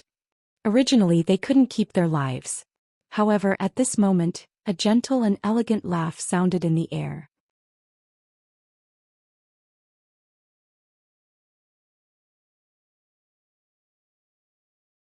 Chapter 867. As expected of the Emperor, you've helped me solve a huge problem. I've been looking for this group of robbers for a long time. I hate it when people touch my money. Unfortunately, I can't see, so I can't take revenge on them. The voice was very low, as if it was always smiling. However, isn't it too bloody to force me out like this? Bailey Jiaju looked back with an indifferent expression, only to see a man appear behind him. That man was dressed in a well-ironed tang suit. He was clearly walking in the wind and sand, but he was not stained by the slightest bit of dust. He seemed to be unable to see anything at all. His eyes were closed and his eyelashes were very long. A bird landed on his shoulder. That bird seemed to be intelligent, looking at him with both eyes full of hostility. Apart from the bird, there was a small person behind him. The small person had dark circles under his eyes and was carrying a huge gourd on his back. Baligaju was familiar with this small person. It was the ghost baby who had followed Jing Wushuang. However, he wasn't interested in why the ghost baby was following this man. Baligaju looked at the man and his eyes darkened. Where is she? Smart people didn't need to say too much when communicating with each other. Boss Pei smiled. I need to make a prediction. Even if it's a heavenly secret, I can only make a prediction after the variables appear. Upon hearing this, Baligaju's eyes landed on the Bodhi tree that the ghost baby was holding. Then he lowered his eyes and bit off the black gloves on his hands. He bit his fair wrist, and the purest blood of the heavenly axiom dripped onto the Bodhi tree. Can you make a prediction now? Boss Pei couldn't see, but he was more transparent than people who could see. I thought that the emperor wouldn't tolerate a love rival. I really don't want to see him. Baligaju's thin lips curled up coldly as he glanced at the Bodhi tree. So, Boss Pei, you better have the information that I want. Boss Pei didn't mind being threatened like this. He pointed at the bird on his shoulder with his slender fingers. After the bird flew away, he slowly opened his eyes. As he opened his eyes, countless strands of power formed into slender threads. Those threads floated in the air and then gathered together, interweaving into a vast and ancient seal. It was as if the gears of time were rapidly turning and calculating. The surrounding fiendish demons could not withstand such power at all. Their expressions were all twisted. However, Baligaju only focused on men's calculations. Finally, he captured the information he was looking for from within. What was that place? The house was built higher than the heavenly Tao. And big birds flying here and there? Why would she have these things around her? Could it be? Baligaju's pupils trembled as he recalled what Hellion Vivian had told him a long time ago. She once said that she wasn't the real eldest daughter of the Hellion family. Instead, it was a soul from 1,000 years in the future. She's back where she belongs. Boss Pei closed his eyes and the calculations stopped. Obviously, that place doesn't belong to the divine mainland. Baligaju retracted his gaze. No, that place also belongs to the divine mainland. It's just that it's the divine mainland 1,000 years in the future. Boss Pei didn't deny it. Obviously, this was also within his calculations. That's all I can do. Next, I have to help the ghost baby awaken its master. As for the business this time, Emperor, remember to send the money outside the exorcist city. Someone will come and collect it. Fire Qilin looked at the disappearing figure in the desert. He vaguely felt uneasy from the depths of his heart. The divine mainland 1,000 years in the future? How would Master go there? Would he really have to wait 1,000 years to meet the Princess Consort?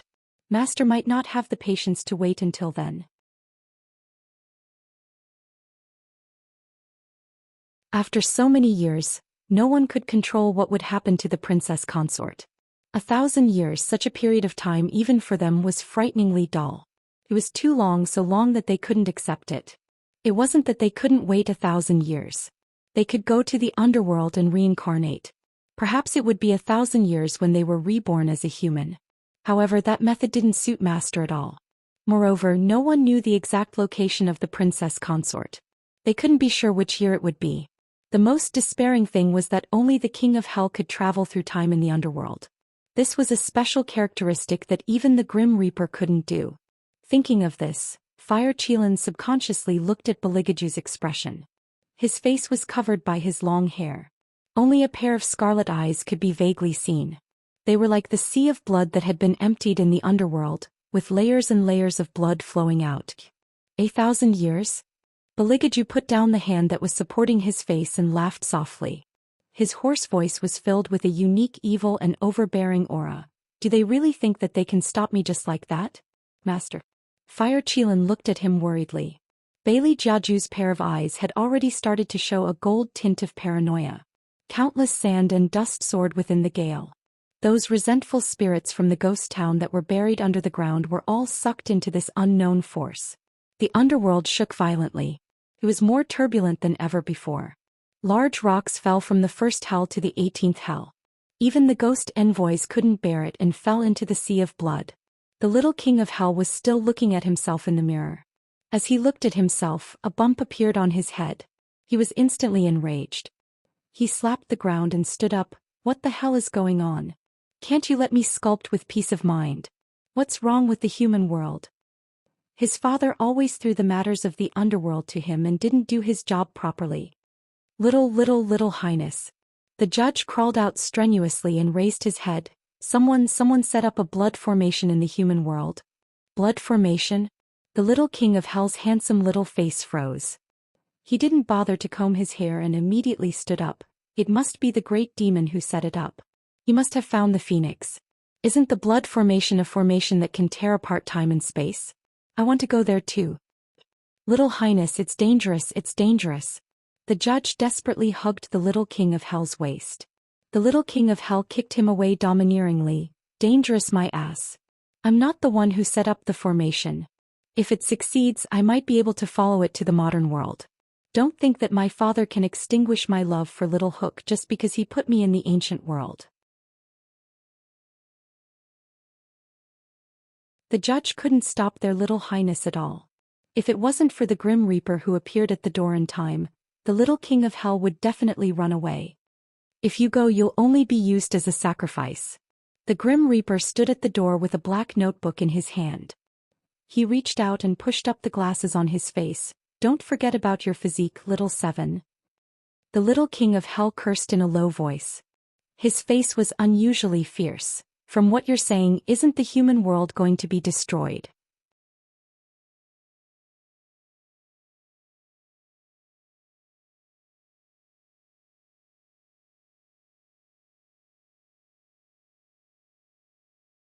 Lightning flashed and thunder rumbled in the sky, as if the end of the world was forming in an instant. However, in the face of such a phenomenon, Beligaju did not restrain himself at all. His deep eyes became even brighter and his handsome features flowed with earth-shattering magic. Once the blood array was activated, all the living creatures in the surroundings would be attracted. Blood and spiritual energy were the nutrients that the array needed the most. Without giving the exorcists a chance to regret, as the last shell disappeared, a large cluster of black feathers suddenly erupted in the center of the blood array. It was as if there were wings flapping, piercing the sky. In the next moment, Beligaju walked out of the array. The black feathers fell under his feet as he walked. His entire body seemed to be shrouded in feathers. His devilishly handsome face made everyone feel apprehensive, because a black hole appeared above Beligaju's head. No one knew where that black hole led to, but the wind that blew out of the black hole seemed to be able to suck everything in. At the beginning, the black hole was very small, but it became bigger and bigger as it went on. It was as if another world had appeared outside the layers of black fog. Fire Chilin looked at this scene and its eyes widened. What was that? Unbelievable. Even as an ancient divine beast, it had never seen such a scene. Master actually tore open a gap in time and space in the air. But that world was too strange, so strange that it exceeded all of Fire Chilin's knowledge of the world. After the gap in time and space appeared, Beligaju did not act immediately. He seemed to be looking for something. The more he confirmed, the redder his eyes became. The earth began to shake violently. Those black feathers were like sharp blades that could cut through everything. One by one they stabbed into the shells of the demonic beast. The capital also felt the tremors.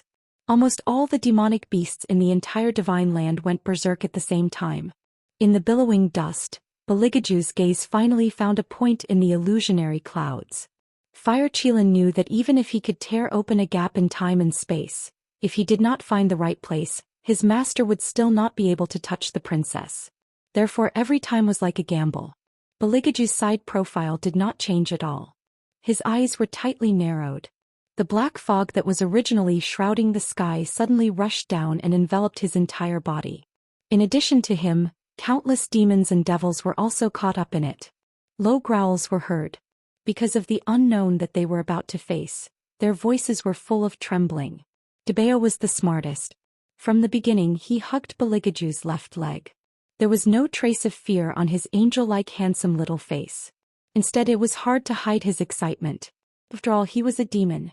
From the moment he was born he had a strong desire for blood and destruction. The black fog grew bigger and bigger until it covered the entire ancient desert city.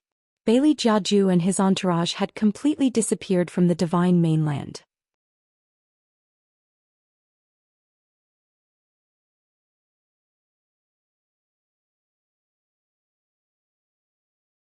Chapter 869.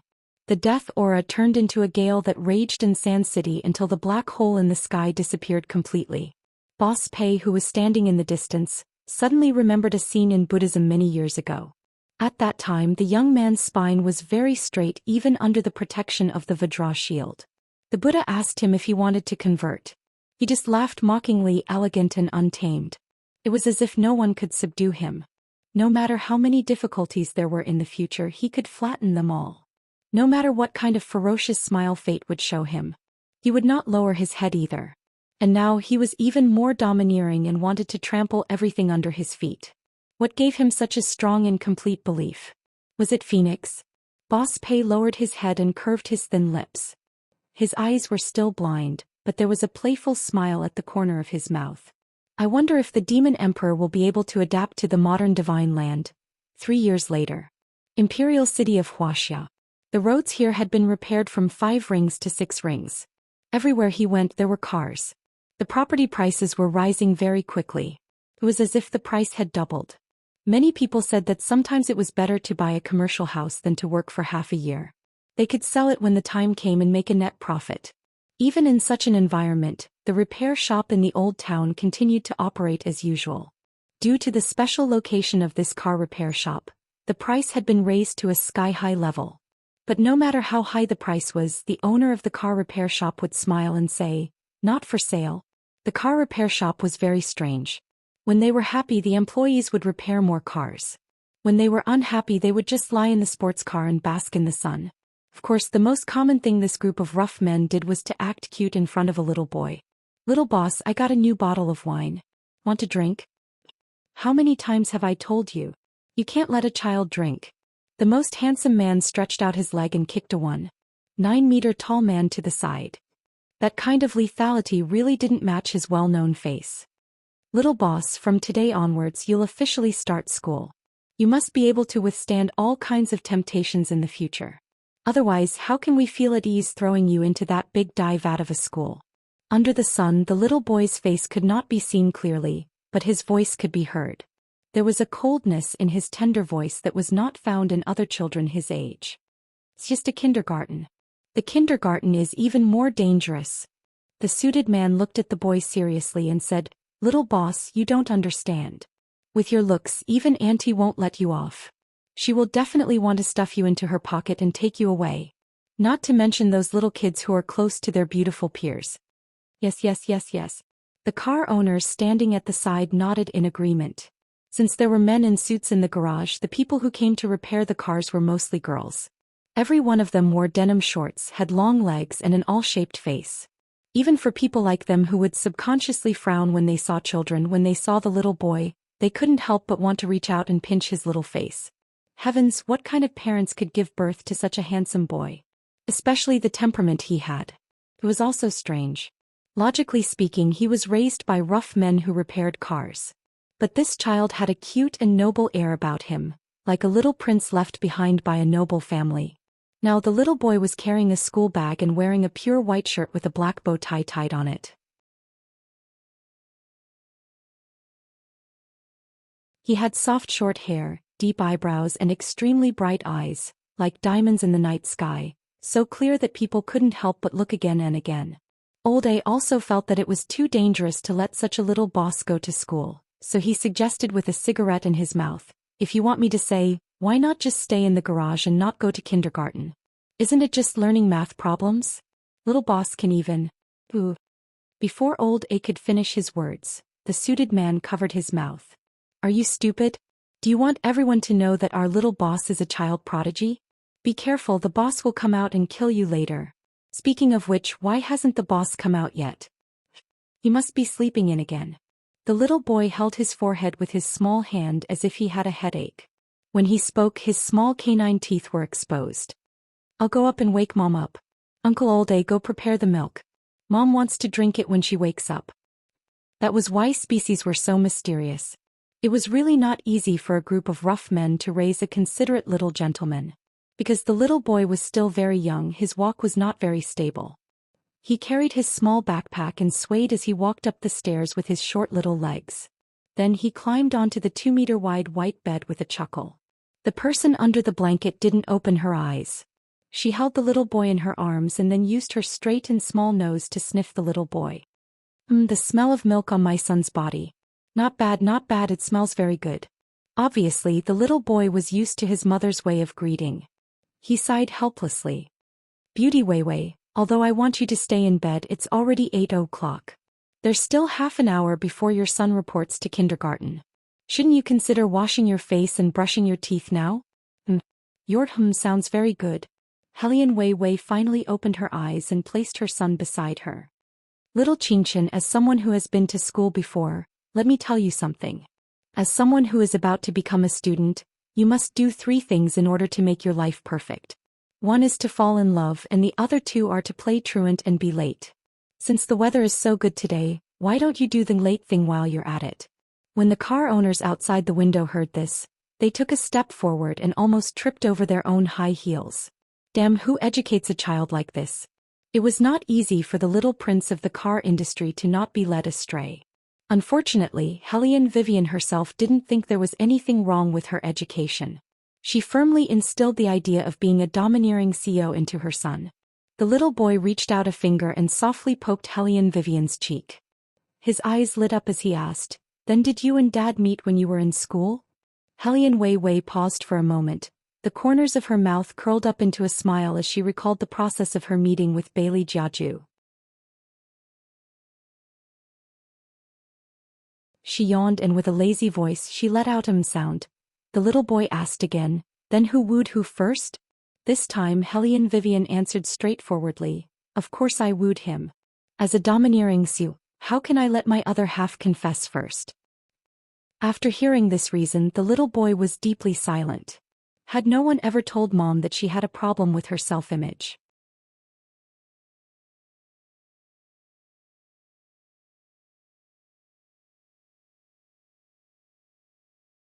Chapter 870. Oh right, if you meet someone you like in school, don't hold back. Remember that you're the son of an arms tycoon. When it's time to make a move, make a move. You can't let others waste good resources, Helian Weiwei said as she held little Bun in her arms and ravaged him. The little boy saved himself with great difficulty. His black hair curled up and like a little adult he handed the jeans on the chair to Helian Vivian. Pretty Vivian, I'm in kindergarten, not high school. It's too early to talk about liking someone. You have to start dating when you're young. Helian Weiwei casually pulled a pure black headband and tied up her long hair. That face, no matter when you looked at it, would always make people feel that it was breathtaking. She revealed a very serious expression. First of all, you must find a beautiful one. The little boy handed her the milk he had prepared. Pretty Vivian, don't tell me that you liked my dad's face back then. What else could it be? Helian Vivian reached out to pinch her son's little ears. She lazily stretched her waist. Other than his face, his body is not bad. And his voice. Children shouldn't ask so much. The little Bun. Did I ask around? Mom was the one who was willing to tell me. Ever since he was young, his bedtime stories were either general knowledge on how to dismantle a sniper rifle or the specific plot of how his mom pursued his dad. For this, his mom had even written a so-called wife-chasing handbook. He had read that handbook before. Every time he read it, he felt that his dad, whom he had never met, was definitely a very sinister person. To be pursued by a woman with such a clear conscience, and to throw out bait from time to time so that his mom would be more proactive. A man like this was very difficult to deal with. Little Qinchin, why are you in a daze? Sco. Helian Vivian patted the little Bun's head. In order to wear matching outfits with her son, she was also wearing a shirt today. However, perhaps it was because of her outstanding face. Pure black leather pants matched with a clean white shirt and a boy London soft leather cap. Under her waist-length chestnut hair was a black diamond ear stud. She looked very cool and eye-catching. There were even car owners who came to Xiaoqing to ask her if she was AT. After all, such a girl was always too eye-catching. That kind of beauty that blurred gender was really hard to ignore. In addition, she had a BMW Tomahawk that made people want to scream when they saw it. Whether it was the color or the lines of the heavy-duty motorcycle, it was extremely cool. There weren't many women who could drive an S1000R unless they had long legs. Otherwise, they would be suppressed by the aura emitted by the car. However, for Hellion Vivian, the BMW Tomahawk was tailor-made for her. While supporting the car with her long legs, Hellion Vivian raised her right hand and pulled down the windshield with a snap. Many people couldn't take their eyes off them. The little boy was sitting in front of her, wearing the little helmet that Hellion Vivian had specially made for him. He was so handsome. This pair of mother and son seemed to be born to be a scenery line, galloping on the road in a flashy manner. The pedestrians on the road couldn't help but look back, especially the group of people who loved cars. Even if they were sitting in sports cars, they couldn't help but open the windows and whistle outside. This car is so cool. BMW Tomahawk, it's out of production, right? Look, the person riding the bike is a woman. Impossible. Do you think the Tomahawk is your family's scooter that anyone can ride casually? The driver who was knocked felt very wronged and bit his thin lips. That was really a woman riding the bike, okay? However, Hellion Vivian didn't stay on the road for long. The Tomahawk's speed was well known, especially when she bent down and sped up.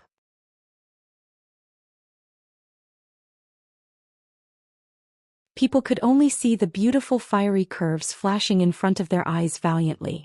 Hiss! Hellion Vivian parked the motorcycle, took off the helmet and carried the little bun down. Your kindergarten is not bad. The kindergarten system in the capital was very complete, especially this one. Basically, they were all talents, so her son shouldn't be bored in there. And the little boy was very happy to be able to come to the kindergarten. He reached out and tugged at Hellion Vivian, reminding her in a very well-mannered manner, when I'm in class, you can't just run around. I'll end class at 5, then I'll go back by myself. Wait a minute, little Ching, I feel that there's something wrong with you. Usually, don't you ask me to pick you up? Hellion Vivian raised an eyebrow. Are you trying to do something behind my back? The little boy touched his forehead. I just want to walk by myself. Well, little Chingshan has learned to be independent. As Hellion Vivian spoke, she looked in the direction the little boy was looking at. There was a faint shadow there. The shadow was very small and it was squatting in the shadow of the school gate. It was a child who had just died not long ago. Of course, the child also saw the little boy looking at him. His eyes suddenly widened and he bounced over, extremely surprised. You can see me? You can actually see me. Hellion Vivian curled her lips into a smile, showing that she didn't want to care. Her eyes lazily looked at her son. The little bun was calm. I can see you, but if you don't go reincarnate and keep on harming others, I don't mind sending you on your way. When the little black shadow heard this, he knew that the other party was not to be trifled with. He originally wanted to reach out his small hand to touch the other party. Unexpectedly, as soon as he moved, a black dog appeared behind the little boy. The black dog was frighteningly big. Its eyes were as red as blood, and its whole body was emitting a thick black fog. Although the little black shadow had just died, he was at least a ghost. His innate ghost instinct told him that it was best to leave now. Otherwise, he wouldn't have a good ending. Thus, the little black shadow turned around in fear and completely disappeared. Hellion Vivian lowered her head and helped her son tidy up the small tie on his shirt. Dead spirits are formed by resentment. Be careful. Yes. The little boy replied, but in reality he didn't care about these ghosts at all. His bloodline destined him to be arrogant. Hurry up and go back. The car dealership's business hasn't been good recently. If you don't work hard, I won't be able to pay for my school fees. The little boy said this because the mother and son had the same concept of money. That was to make money for fun. However, in the ears of others, it had a different meaning. Why are you so miserable? I really didn't expect that the belle of the law faculty couldn't even pay for her son's school fees.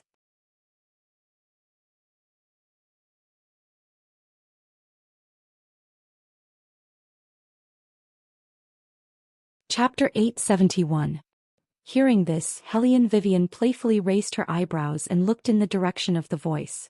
She saw a well-dressed lady standing not far away. She had a bag in her left hand and an extremely fat boy in her right hand. The boy was indeed too fat and he didn't forget to eat ice cream. Perhaps it was a problem with his education, but the little fatty's gaze was very unkind. He was more or less tainted by his mother's aura, and he looked at everyone with an arrogant gaze. "Mom, where did this country bumpkin come from?" He looked a little older than Hellion Chingchen, and when he spoke he didn't forget to glance in Hellion Vivian's direction. The lady laughed softly and the charm in her voice was obvious. "What country bumpkin? He's a classmate of Mom's when she was in school. He's just a little down now. Don't look down on them, understand?" The little boy smiled and didn't want to talk to this kind of person. He looked at Hellion Vivian and said, "Beauty Vivian, I'll go in first. Remember what I said, don't run around." Hellion Vivian always felt that her son's expression sometimes resembled a certain highness, so she nodded and didn't say anything. Seeing their reaction, the lady suddenly laughed. "Vivian, we haven't seen each other for 3 years. Back then you were a famous person in school. Life really makes a man. I thought you went to be a lawyer somewhere, but now it seems that's not the case." Hellion Vivian looked at her and her smile deepened. "Yes, I didn't become a lawyer. But is it important?" "That's not it." When the lady spoke, she always gave people a very elegant atmosphere. "It's just that we haven't seen each other in a long time, and I wanted to talk to you about the old days. Hehe, since you're not a lawyer, what are you doing?" Hellion Wei Wei looked at her son's swaying back as he walked into the kindergarten. There was no need for her to stay any longer at the entrance of the kindergarten. She nonchalantly said to the rich lady, "I'm here to repair the car." "Repair the car?" The woman's tone changed strangely and then she laughed again. "That's really hard work, Wei Wei. My husband has invested in this kindergarten, and now he is also a director of the school. If you need any help, just tell me. Sometimes self-esteem is not worth much." Hellion Vivian yawned. "No need." She still had that calm expression on her face. The rich lady remembered that she had always been like this during her university years. She always missed classes and seemed very mysterious. However, when she appeared, she would always steal everyone's limelight. There were many people who chased after Hellion Vivian in university. There were so many of them that the rich lady still felt a little angry when she thought about it now. However, if those people were to find out that a top law student had been reduced to fixing cars for others, what kind of scene would that be? It seemed that it was time to find a time to gather with everyone. The noblewoman handed the bag in her hand to the housekeeper behind her, and then said to the little fatty, "Son, if anyone bullies you, you must tell Mom, understand? Listen to your teacher and don't eat during class. Then come and pick me up when I'm done with class." The little fatty was very clingy and his mouth twitched. "Why is there such a country bumpkin in the school that Dad invested in? He's even more handsome than me. My limelight has been stolen by him." The rich lady smiled. "All right, we're not from the same world. Besides, how is our family's Xiao Hang worse than him? He's a head taller than him." Hearing the praise, the little fatty raised his head and puffed out his chest. However, the passers-by who were watching this scene chuckled. They thought to themselves, "Your son is indeed taller than others."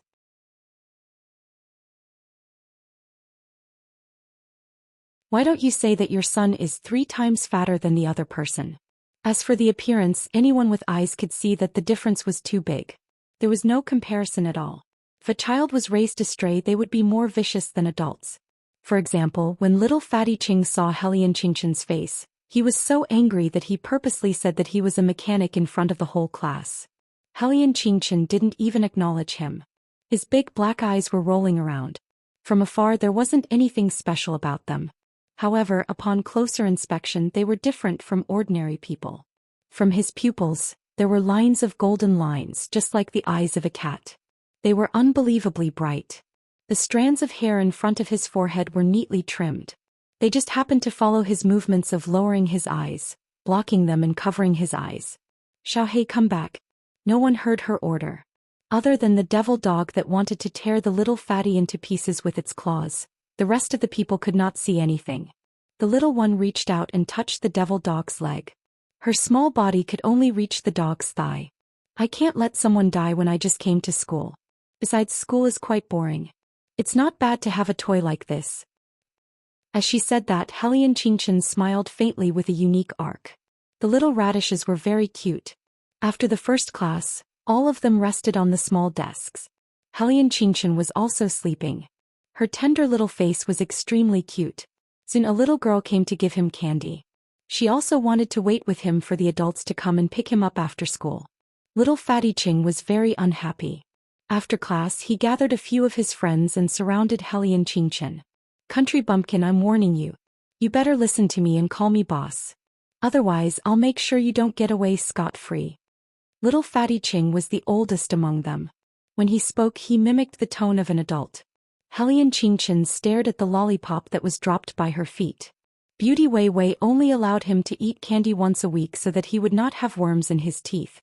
This piece of candy was so hard to come by, but it was gone just like that. "Good, very good." Hellion Chinchin looked at little Fatty Ching. Her canine teeth gradually revealed as if something was gathering in his eyes. At this moment the teacher walked in from the door. She clapped her hands and said in a cute voice, "All right children, it's almost time for lunch. Hurry up and line up. It's time to eat." Hellion Chinchin immediately regained his senses. He could not cause trouble in school. If he wanted to teach someone a lesson he had to wait until they were outside the school gate. Otherwise Beauty Wei Wei would find out. Then he would lose more than he gained. Thinking of this, Hellion Chinchin retracted his aura. Holding his small rice bowl he walked towards the group with a chuckle. He was the smallest and shortest, so he would definitely be at the front of the line.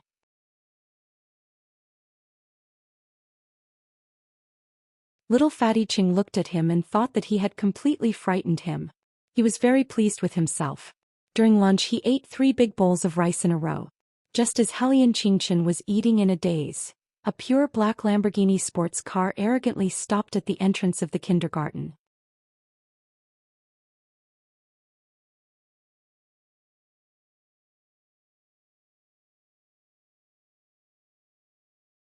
Chapter 872. A butler in a black uniform respectfully opened the back door.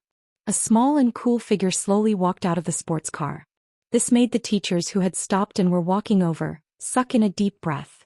The little boy was wearing a leather jacket with a cap on his head, covering half of his face. He even wore sunglasses on his face as if he didn't like the sun. But even so, people could clearly see his appearance. He was as white as snow, and his black hair fell from the hood to the side of his ears. It was very smooth and dark.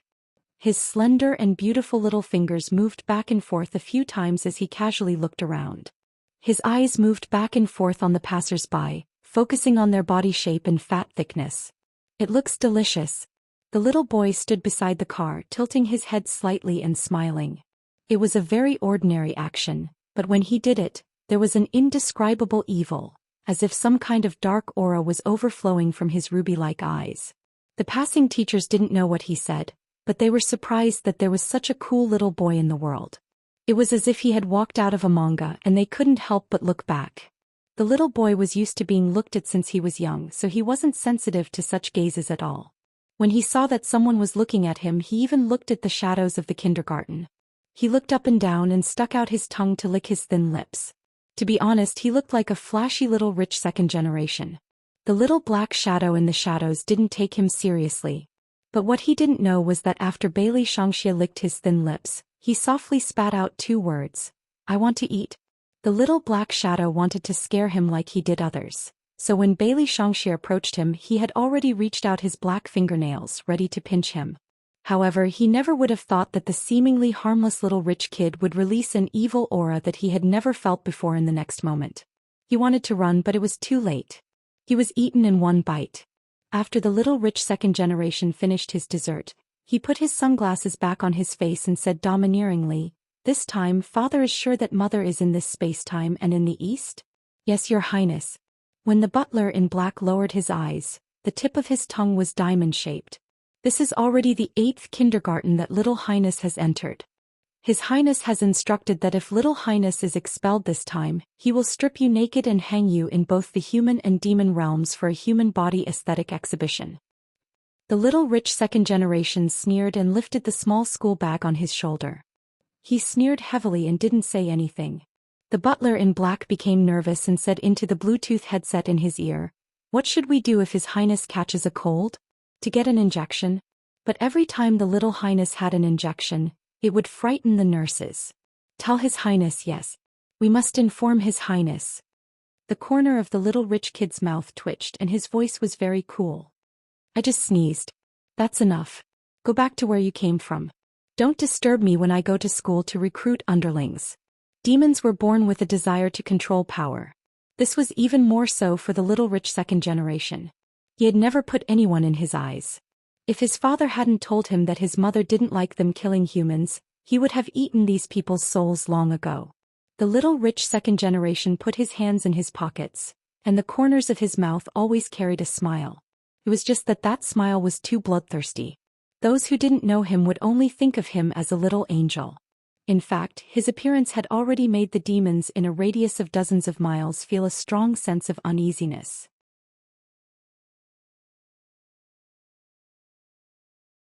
The little rich second generation had already forgotten that he was in his mother's belly. However, in his memory, there was always a pair of gentle hands that would caress her belly from time to time. At that time he would always be with what he couldn't remember, but the little rich second generation knew that it was a very, very happy feeling. Therefore, even he wanted to find his mother as soon as possible. However, he was different from his father. Besides his mother, he had other interests, and that was to make his peers fear him. Humans were just toys to be played with. They were greedy, timid, and vain.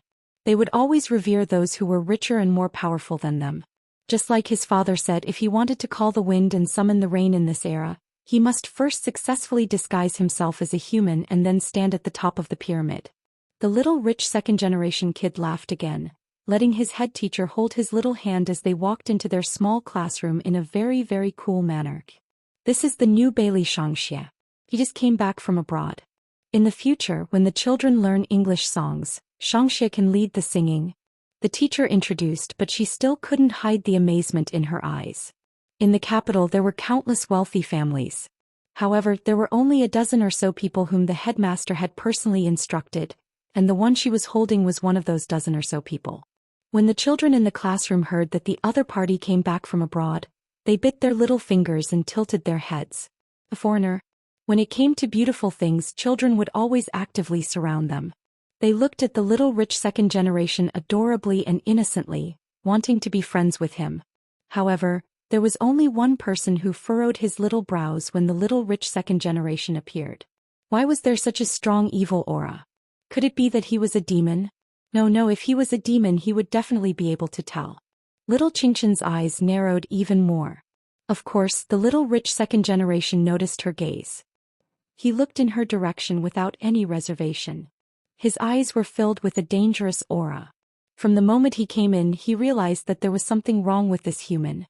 Although he couldn't tell what was wrong with the other party, the feeling was too mysterious. The little rich second generation also narrowed his eyes. The two children were filled with hostility even before they spoke a word. This was the best news for little Fatty Cheng. When he saw the clothes on the little rich second generation, he knew that the other party was rich just like him. Little Fatty Cheng had been influenced by his mother since he was young. Although he was still young, he was already subconsciously scheming against others.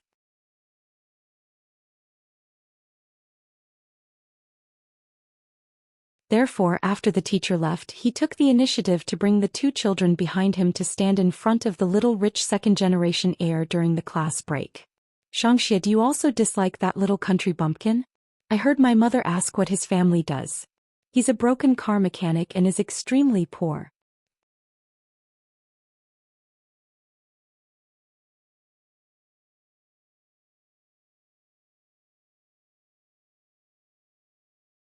Chapter 873. When Bailey Shangxie heard little Fatty Cheng's words, he raised his blood-red eyes but did not do anything. This made little Fatty Cheng twitch his mouth. Under normal circumstances, when one heard that the other party was so poor, wouldn't one join him in scolding them? Shangxie, we have discussed and decided to join forces with you to teach that little country bumpkin a lesson. Little Fatty Cheng continued to encourage the little rich kid with all his might. After he finished speaking, he even looked at little Qingqian with disdain. Bailey Shangxie sneered. He did not look like a 3-year-old child at all. Instead, he looked like a little boss in a movie. Did I say that I would join forces with you? Get the hell out of here. Little Fatty Cheng was the king of children everywhere he went. Who dared to talk to him like that? Bailey Shangxie did not want to waste time with him. He hated it when people pointed at him. He grabbed little Fatty Cheng's collar and pulled him over. I will give you two choices now. Either you become my underling or I beat you up. This human's soul was rotten from head to toe. If it was any other time he would not even look at him. However, he still needed a human to run errands for him in kindergarten. Little Fatty Cheng chuckled. Be your little brother? He thought to himself, look at my body. I can beat three of you. You want me to be your underling? There was no room for discussion. Little Fatty Cheng twisted his body and was about to grab Bailey Shangxia's hair and elbow him in the stomach. Children did not have any rules when they fought. Little Fatty Cheng relied on his fat, strong and powerful family. Therefore he did not think too much when he bullied others. He was very ruthless. But what he didn't expect was that before his hand could even touch the corner of the little rich kid's shirt, he was pushed away by the other party and fell heavily to the ground. Little Fatty Cheng was dizzy from the fall. His eyes were filled with stars. However, that person did not stop. He stepped on his stomach with his short legs and said in a cold voice, Do you think you are fit to fight with me? Little Fatty Cheng was in so much pain that he burst out crying. When the class teacher rushed to the classroom, she saw this scene. Her small face turned pale in an instant. She quickly reached out and pulled little Fatty Cheng up. She actually wanted to hug him, but little Fatty Cheng's body was too big. She could only half hug and half drag him. Little Fatty Cheng cried even more heartbreakingly because the adults were around. Teacher Shangxia, he hit me. The head teacher patted his back and coaxed him for a long time. Then she turned around and said to Bailey Shangxia, Shangxia, how can you hit him? Bailey Shangxia smiled at little Fatty Cheng. His eyes were filled with a dangerous light. Student Cheng was the one who started it. I was just defending myself. When the homeroom teacher heard that the child even said that it was a real defense, and then looked at the two children's figures, she didn't know what to say. After all, little Fatty Cheng was too big and burly. With such a figure and appearance, it was obvious that he often bullied others. No matter what, children should still be peaceful with each other. You can't fight. The homeroom teacher wanted them to shake hands and make peace. However, little Fatty Cheng burst into tears. Teacher, if you don't care about him, I will definitely tell my dad. Someone hit me in school and you didn't even do anything about it. I will ask my dad to remove you from your position. The homeroom teacher was teaching the class for the second year. Although she wasn't very righteous, she was at least a kind person. When she heard that this child was using his parents to pressure her, her face turned serious. Then go and tell your dad and ask him to remove me from my position.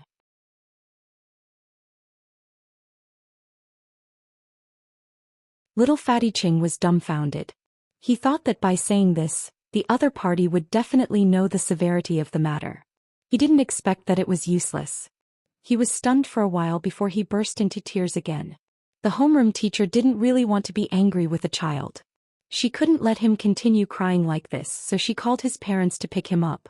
During the third lesson, little Fatty Cheng was completely obedient. He didn't dare to look at Bailey Shangxia. Whenever he looked at him, he would feel a terrible stomachache. Little young Master Cheng had never been so aggrieved. He was originally the king of the children in the class. However, when Bailey Shangxia came, he was nothing. Not only that, he was beaten up, but the teacher didn't even punish him. Most importantly, fucking hell. What did legitimate self-defense mean? Little Fatty Cheng's IQ couldn't keep up with Bailey Shangxia. However, it didn't mean that the other children couldn't keep up with him. Little Qingshan, for example, sat in front of his little desk, biting on the lollipop in his mouth and watching this scene silently. Then he obediently took out the chocolate cake that Beauty Weiwei had prepared for him.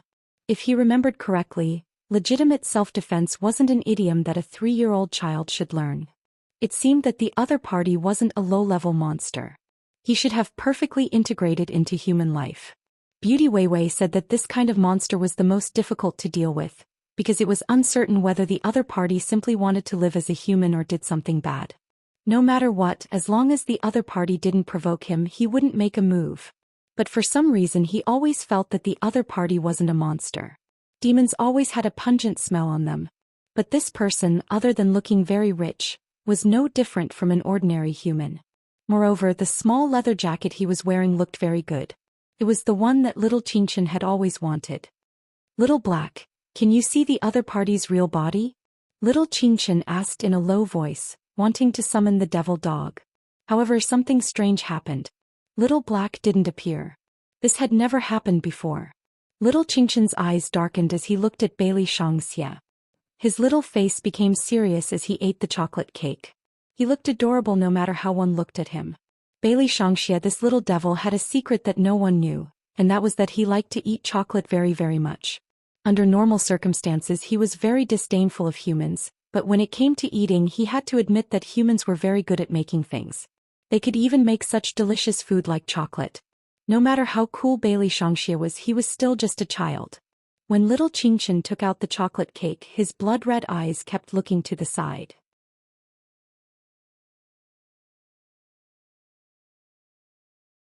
Little Qingchen, of course, sensed the other party's gaze. Without a word, he hugged his chocolate cake even tighter and ate it spoonful by spoonful, exuding an air of nobility. Bailey Shangxia felt that this human didn't know what to do at all. His eyes narrowed, and he made up his mind to accept the other party as his little brother. Even if it was for the chocolate cake, he would beat the other party into submission. You're tuning in to the Romantic Tales YouTube channel. Don't forget to subscribe and join us on this journey to catch the most captivating stories.